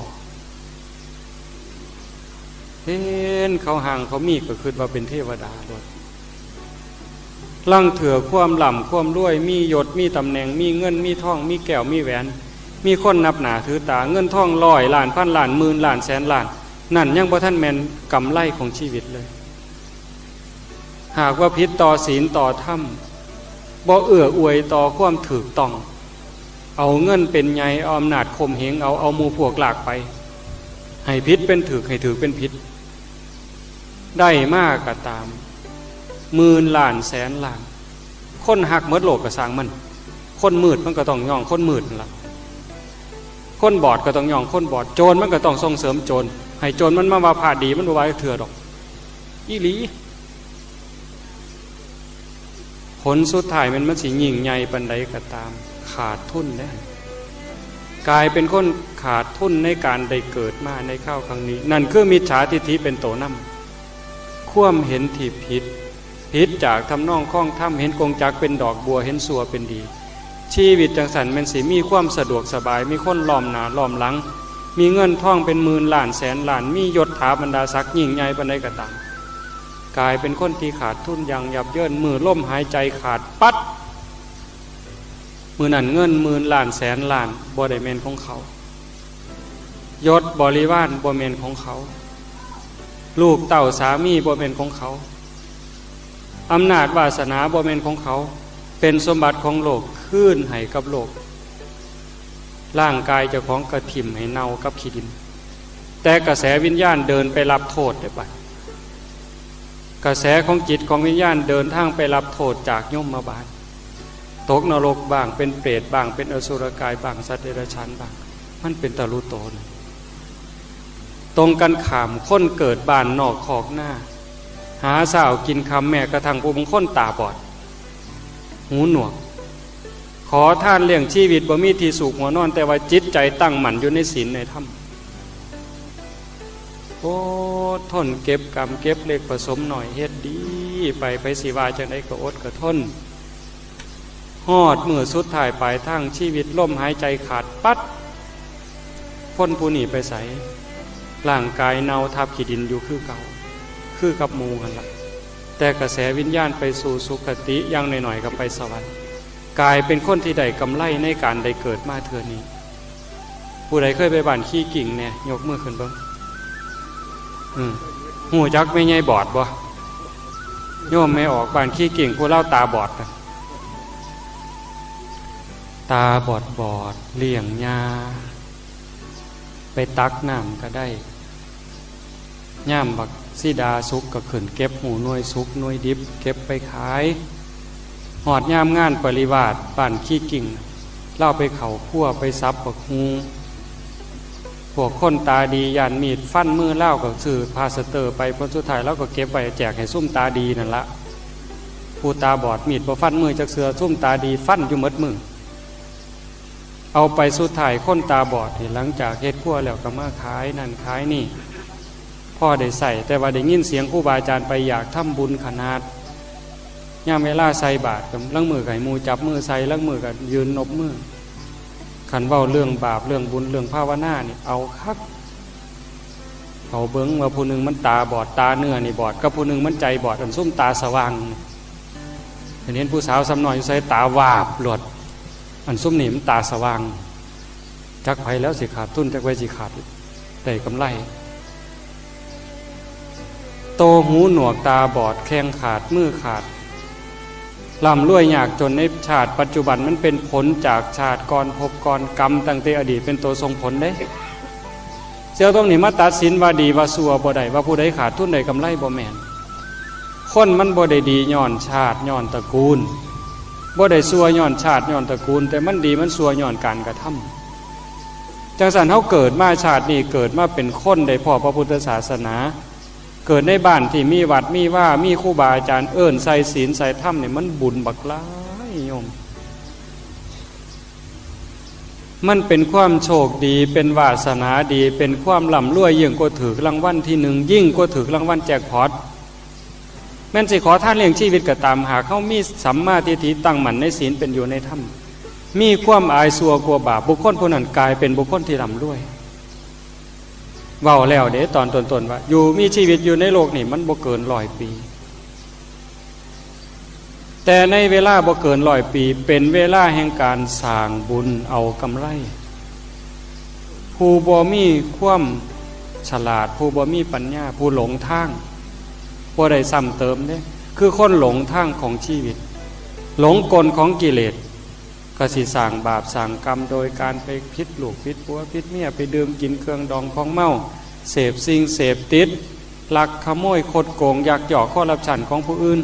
ฆ่าสัตว์ตัดชีวิตก็คิดว่าเจ้าของเก่งก็กินแซ่บกินนัวม่วนบักคักพุ่นล่ะ จนบ่คิดว่ามันสิมีบาปมีบุญพุ่นเด้แต่ว่ามันบ่ได้ลืม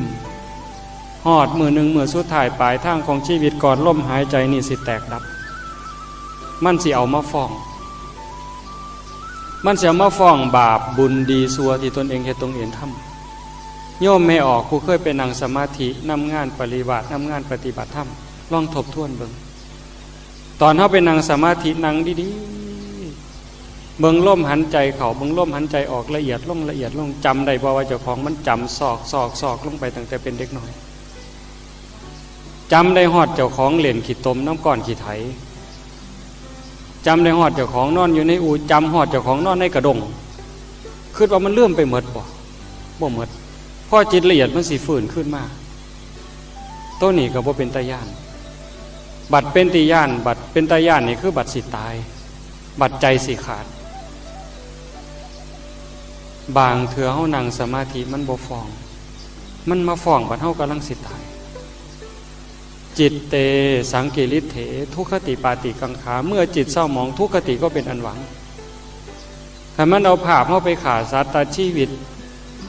หันเป็นพวกผู้ชายก็เห็นภาพตอนไปตัดขี่ไก่เดือนเป็นท่อนว่าจังได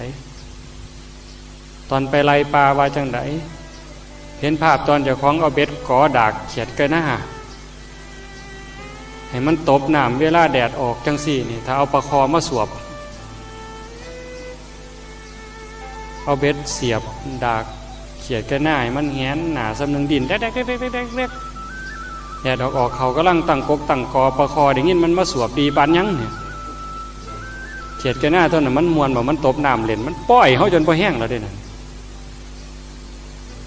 บาปกรรมตัวนั้นพอไปใส่เกิดภาพตัวนั้นมันปรากฏตอนนั้นปั๊บใจขาดปัดพอดีตอนนั้นสร้างกฐิน800 กองกระซอยบ่ได้ผ่าป่า80,000 กองกระซอยบ่ท่านตกนรกซะก่อนเจ้าว่ามวนบ่ตกนรกซะก่อน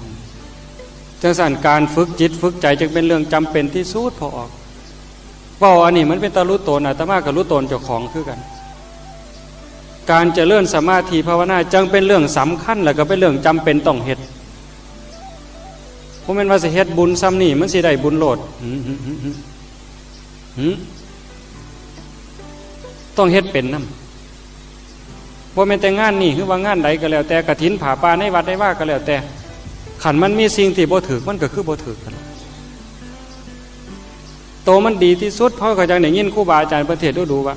ให้ทาน100 เทื่อ1,000 เทื่อก็บ่เป็นบุญใหญ่เท่ารักษาศีลให้สะอาดบริสุทธิ์เทื่อนึงรักษาศีลให้สะอาดบริสุทธิ์100 เทื่อ1,000 เทื่อก็บ่เป็นบุญใหญ่เท่านั่งสมาธิเจริญสมาธิให้จิตสงบได้เทื่อนึง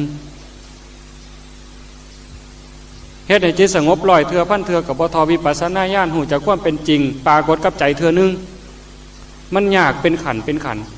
นว่าสั่นเฮากับแล้วล่ะตกนรกก็เคยตกเป็นเปรตก็เคยเป็นอสุรกายก็เคยเป็นสัตว์เดรัจฉานก็เคยเป็นเทวดาก็เคยเป็นพรหมก็เคยเกิดมาเป็นคนหูหนวกตาบอดก็นับเทื่อบ่ถ้วน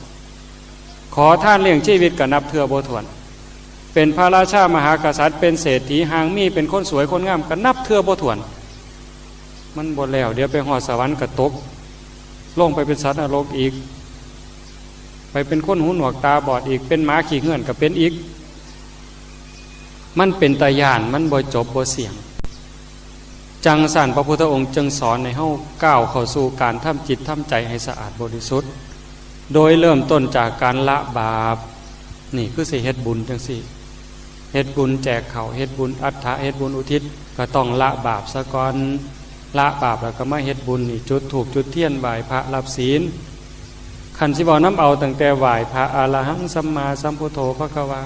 บูชาดอกไม้ว่าหั่นเด้อิมินาสกาเลนะแปลว่าจังได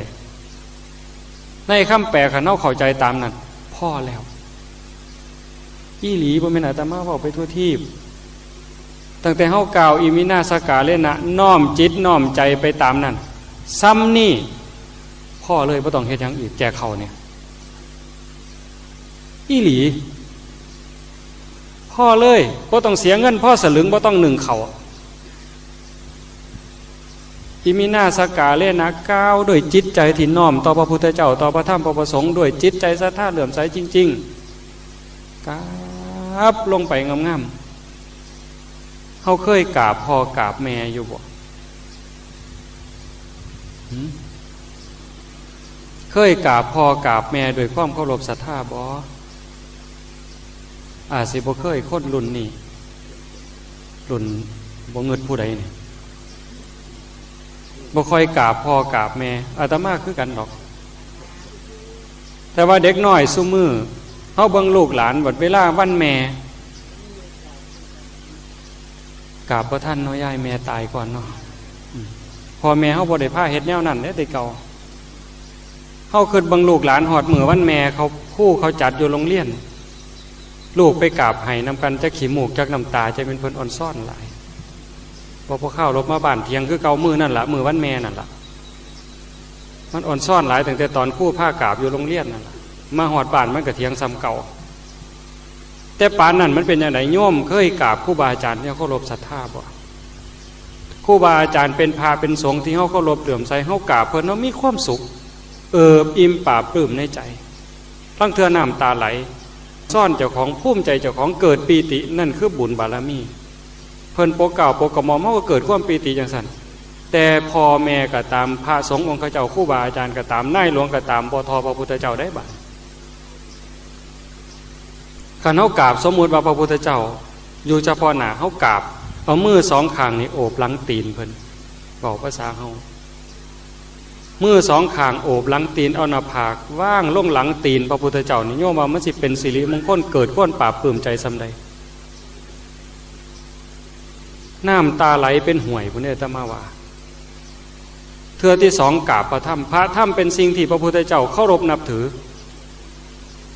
พระพุทธเจ้าเคารพนับถือพระธรรมสูงกว่าพระพุทธเจ้าอีกพระธรรมนั้น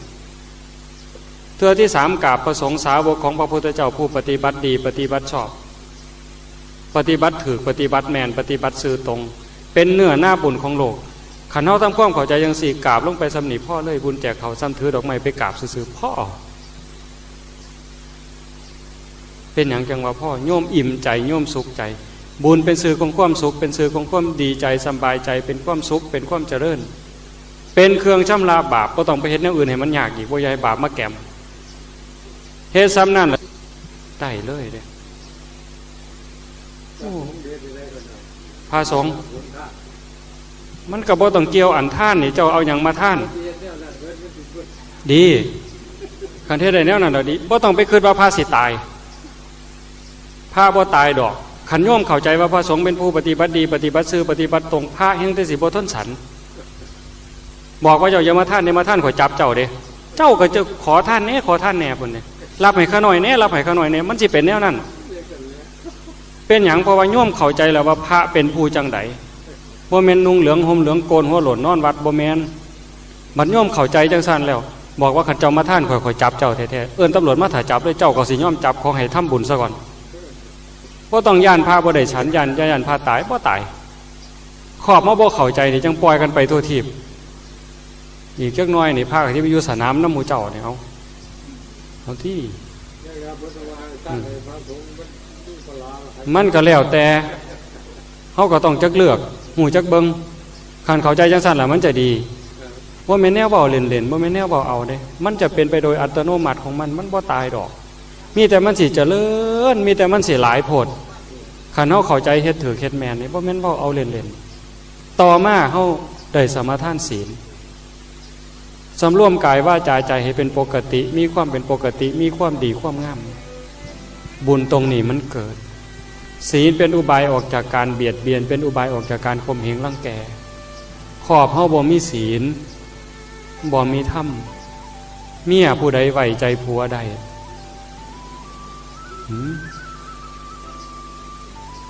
ผัวผู้ใดไว้ใจเมียพ่อแม่ไว้ใจลูกอยู่บ่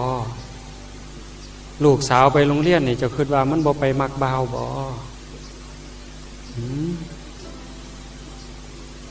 เห็นบ่ย้อนบ่มีศีลบ่มีธรรมอีหลากูมันสิไปจังไดเนาะบ่มีแนวพาเป็นดอก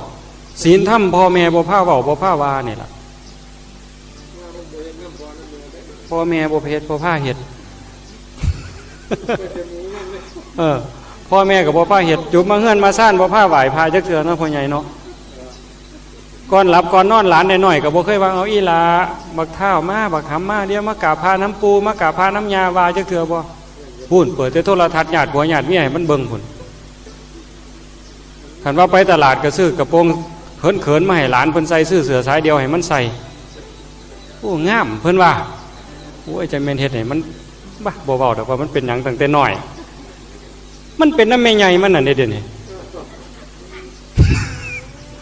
แม่นบ่ยายคันว่าแล้วไปว่าเด็กน้อยมันเป็นจังได๋บ่มีอย่างอายเด็กน้อยสมัยนี้มันเป็นน้ำแม่ใหญ่มันพุ่นแม่ใหญ่ก็ให้นุ่งสายเดียวนุ่งกระโปรงเหี่ยนๆแต่งแตะใส่เกิบกว่ามันดังแมบมีแสงแมบพร้อนดังแก๊บพร้อมอีหลากูเพิ่นว่าเด้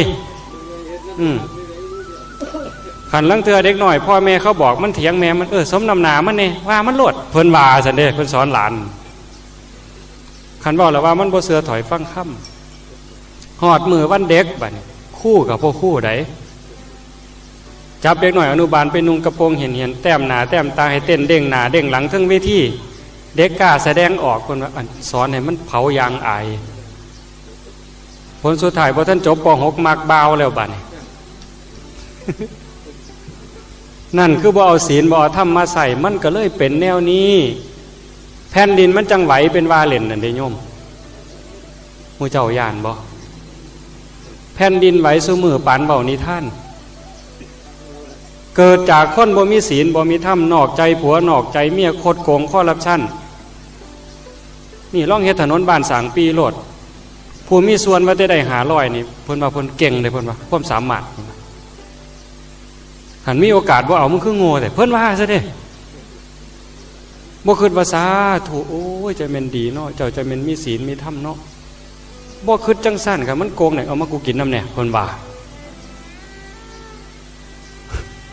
ส่งเสริมโจรยกย่องโจรให้เหรียญทองโจรให้โล่รางวัลโจรผู้ทุกคนก็อยากเป็นโจรหมดสมัครอบต.สมัครห่วยกำนันผู้ใหญ่บ้านนี่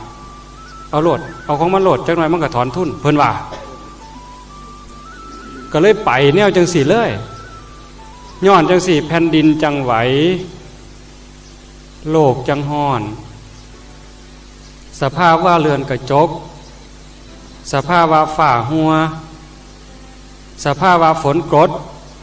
น้ำฝนก็กินบ่ได้ตั้งแต่เก่ารุ่นไม่ใหญ่นี่ลงทงลงทามุดน้ำกินหวยน้ำหวยก็บ่เป็นหยังฝนตกกอบง่วงห้อยกล้วยกินกับว่าเป็นยัง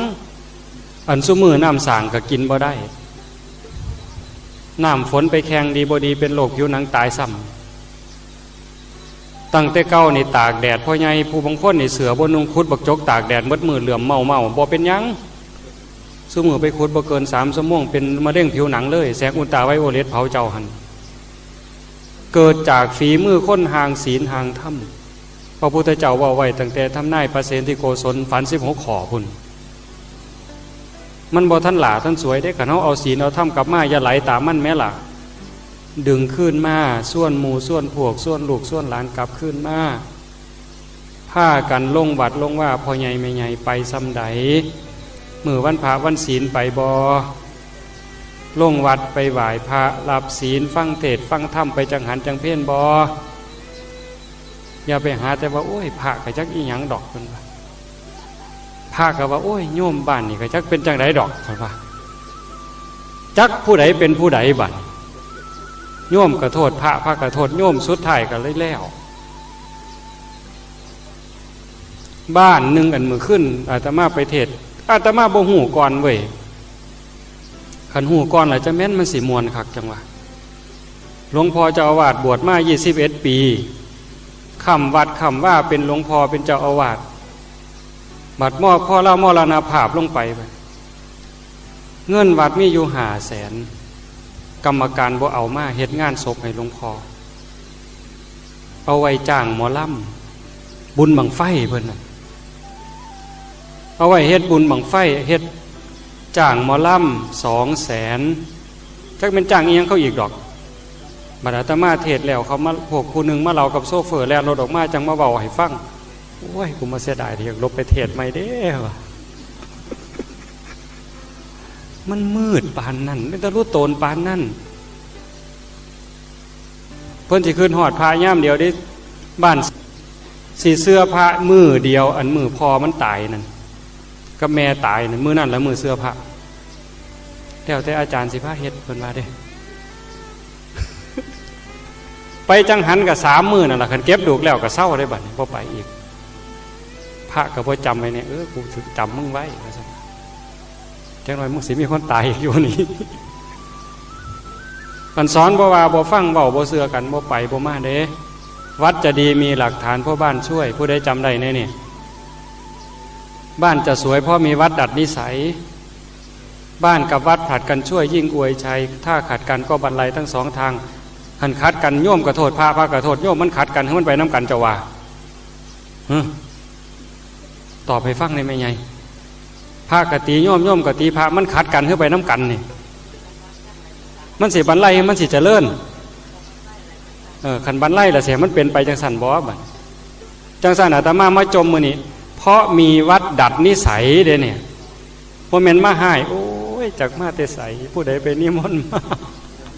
หลาบเด้อสูเจอเด้อสูว่าสิว่าเด้เอาก็อย่าไปโทษพระดีบ่ดีอันเฮาดีซ้ำไหนขันเฮาดีเฮาก็ล่องไปบวชแข่งเพิ่นตัวนั่นบ่ล่ะก็โดนไปก็จะเป็นไปน้ำมันก็ธรรมดาเด็กอนุบาลมันก็บ่คือปริญญาเขาก็คอยเลี้ยงคอยทนุถนอมปลูกบักพริกกล้าบักพริกตั้งแต่เบี้ยหน่อยเขาก็คอยหดคอยเบิ่งคอยแง่งเธอมันสีใหญ่สีกล้าลูกในบ้านหวานในสวนพาเนียนบ้านเฮานี่เฮาแต่ต้องเลี้ยงแห้งแต่ต้องเบิ่งแห้งต้องให้กำลังใจขันเฮาไปจังหันจังเพี้ยนดูไปสนทนาธรรมกับเพิ่นมอมอันนี้เป็นจังไดถามเพิ่นเจ้าน้อยอันนี้มันเป็นจังไดนอศีลหามีขอหนังแปลว่าจังไดนอเนี่ยน้อยอธิบายบ่ได้พ่อใหญ่ว่าจังสี่เด้อเท้าจังสี่เด้อจำเด้อจังสี่ตัวคอยคอยสู้กันไปก็จะดีไปง่ามไปคอยทนุถนอมบ่แม่นว่าบวชเข้ามามันสิดีโลดอันความเข้าใจในธรรมนี่มันยากพ่อใหญ่ยากอีหลีไดยากจากอ่านตำรับตำราคิดว่าเข้าใจแล้วบ่ทันคักดอกคันลงสู่การปฏิบัติมีการสังเกตมีการสังห้อมมีการซ่อมจังสิคอยเข้าใจมาเป็นเปาะจังสิเกิดความแข็งแกร่งขึ้นมา10 ปี20 ปีบางเถื่อบ่ว่าแต่พระหน่อยเน้นหน่อยบวชใหม่เด้ทั้งเถื่อ30 พรรษายังบ่หูถีบอยู่ทั้งเถื่อมันยากปานนั้นธรรมะคำสั่งสอนพระพุทธเจ้าจังสันญาติโยมจะต้องใส่ใจพระพุทธเจ้าเพิ่นว่าศาสนาสิเจริญนะอย่ามอบให้พระศาสนาบ่ได้อยู่ที่พระบ่ได้อยู่ที่เน้นอย่างเดียวโยมก็มีส่วนพ่อออกก็มีส่วนแม่ออกก็มีส่วนต้องซอยกันคิดต้องซอยกันอ่านซอยกันรับผิดชอบมันจังสิเป็นหลักเป็นแกนวัดว่าศาสนามั่นคงเฮ็ดบุญจังเป็นบุญบัดขันพระเน้นเป็นพระเป็นเน้นอีหลีเฮ็ดบุญก็เป็นบุญการให้ท่านมันสิเป็นบุญอีหลีก็ประกอบโยมนำโยมผู้ท่านนี่มีศีลบ่มีความอ่อนน้อมถ่อมตนมีความอ่อนโยนมีความศรัทธาบ่คันมีความศรัทธามีความอ่อนน้อมมีความอ่อนโยนศีลโยมบริสุทธิ์บุญได้ 50% ขันท่าพระบริสุทธิ์อีกมีศีลมีธรรมมีความดีความงามในตัวมันเต็มร้อยขันพระดีอยู่ฝ่ายเดียวโยมบ่เข้าท่ามันก็ได้แค่50%มันก็ต้องบวกกัน2ฝั่งจังว่ามันเว้าผู้ใดผู้หนึ่งบ่ได้อาตมาจังเว้าแนวนี้เพื่อให้พี่ให้น้องได้คิดให้พี่ให้น้องได้อ่านได้ทำความเข้าใจบ่มีเจตนาเป็นอย่างอื่นขันบ่รับผิดชอบต่อบ้านต่อเมืองต่อศาสนาอาตมาบ่ว่าจังซี่จังสั่นมีศีลมีธรรมอย่างเดียวที่สิค้ำสิสู้เฮาเฮ็ดบุญทั้งหมดแม่นอาตมาสิเว้าจังซี่สรุปได้บัดนี้เกินเวลาเมื่อยแล้วบัดอาตมาเว้าจังซี่เทศจังซี่เนี่ยถามอยู่ในภพภูมิที่รับหูรับทราบอยู่ในภพภูมิที่สมควรอยู่ในฐานะที่สิควรรับเพิ่นรับได้เลยได้ตอนไหนนี่ตอนฟังเทศนี่ตอนนั่งโต๊ะกินเหล้าบ่ได้บ่เอาเพิ่นบ่เอาตอนนั้นบ่แม่นว่าให้เด้เฮ็ดไปโลดเฮ็ดจังได๋เฮ็ดไปแต่ว่าโตสิได้มาได้จังซี่แม่ใหญ่นั่งอยู่ฟังนั่นนั่งอยู่ฟังนี่แต่นำกันหมดผู้อยู่เฮือนผู้บ่มาตั้งใจฟังนำก็เป็นบุญแล้วก็เป็นผู้อุทิศเป็นเจ้าภาพนำกันหมดสู่คนเป็นเจ้าภาพบ่ได้เว้าเล่นนะ ขออภัยผู้ใดเป็นเจ้าภาพมีสื่อในการนี่คันบ่ได้ใส่ใจกับกิจกรรมอันนี้นี่เจ้าบ่ได้มีส่วนเอาบุญให้เพิ่นดอกเจ้าเป็นเพียงแค่ผู้ลงทุนมีแค่สื่อในหนาในนี่มีกระหนาในตากระดาษเท่านี้แค่นั้นเองเว้าให้ฟังอย่างแนวหนึ่งมื้อหนึ่ง24 ชั่วโมงคนในโลกนี่ตายโดยเฉลี่ย150,000 คนมื้อละ150,000นั่นคนตายโดยปกติถ้าเกิดเครื่องบินตกตายหลายกว่านั้นเมื่อจมตายหลายกว่านั้นเกิดสงครามตายหลายกว่านั้นแผ่นดินไหวตายหลายกว่านั้นสึนามิตายหลายกว่านั้นหมูหมากาไก่สั่งหมางกล้วยปูปลาหน้าน้ำที่เฮาขากินบวกเข้าไปอีกแมงใหม่มาตอมหลอดไฟมันตายหลายกว่านั้นไปดักแมงกินนู่นตายหลายกว่านั้นสอนแมงตะเตาตายหลายกว่านั้นแง่มดแดงตายหลายกว่านั้นย่ามขี่รถไปย่ามเหมือนแรงแมงใหม่มันมาตอมไฟรถแล้วมันตายต่อหน้ารถหลายเท่าใดทุกดวงจิตที่ตายจากโลกนี่จากชีวิตที่ตายปั๊บต้องไปสู่ยมโลก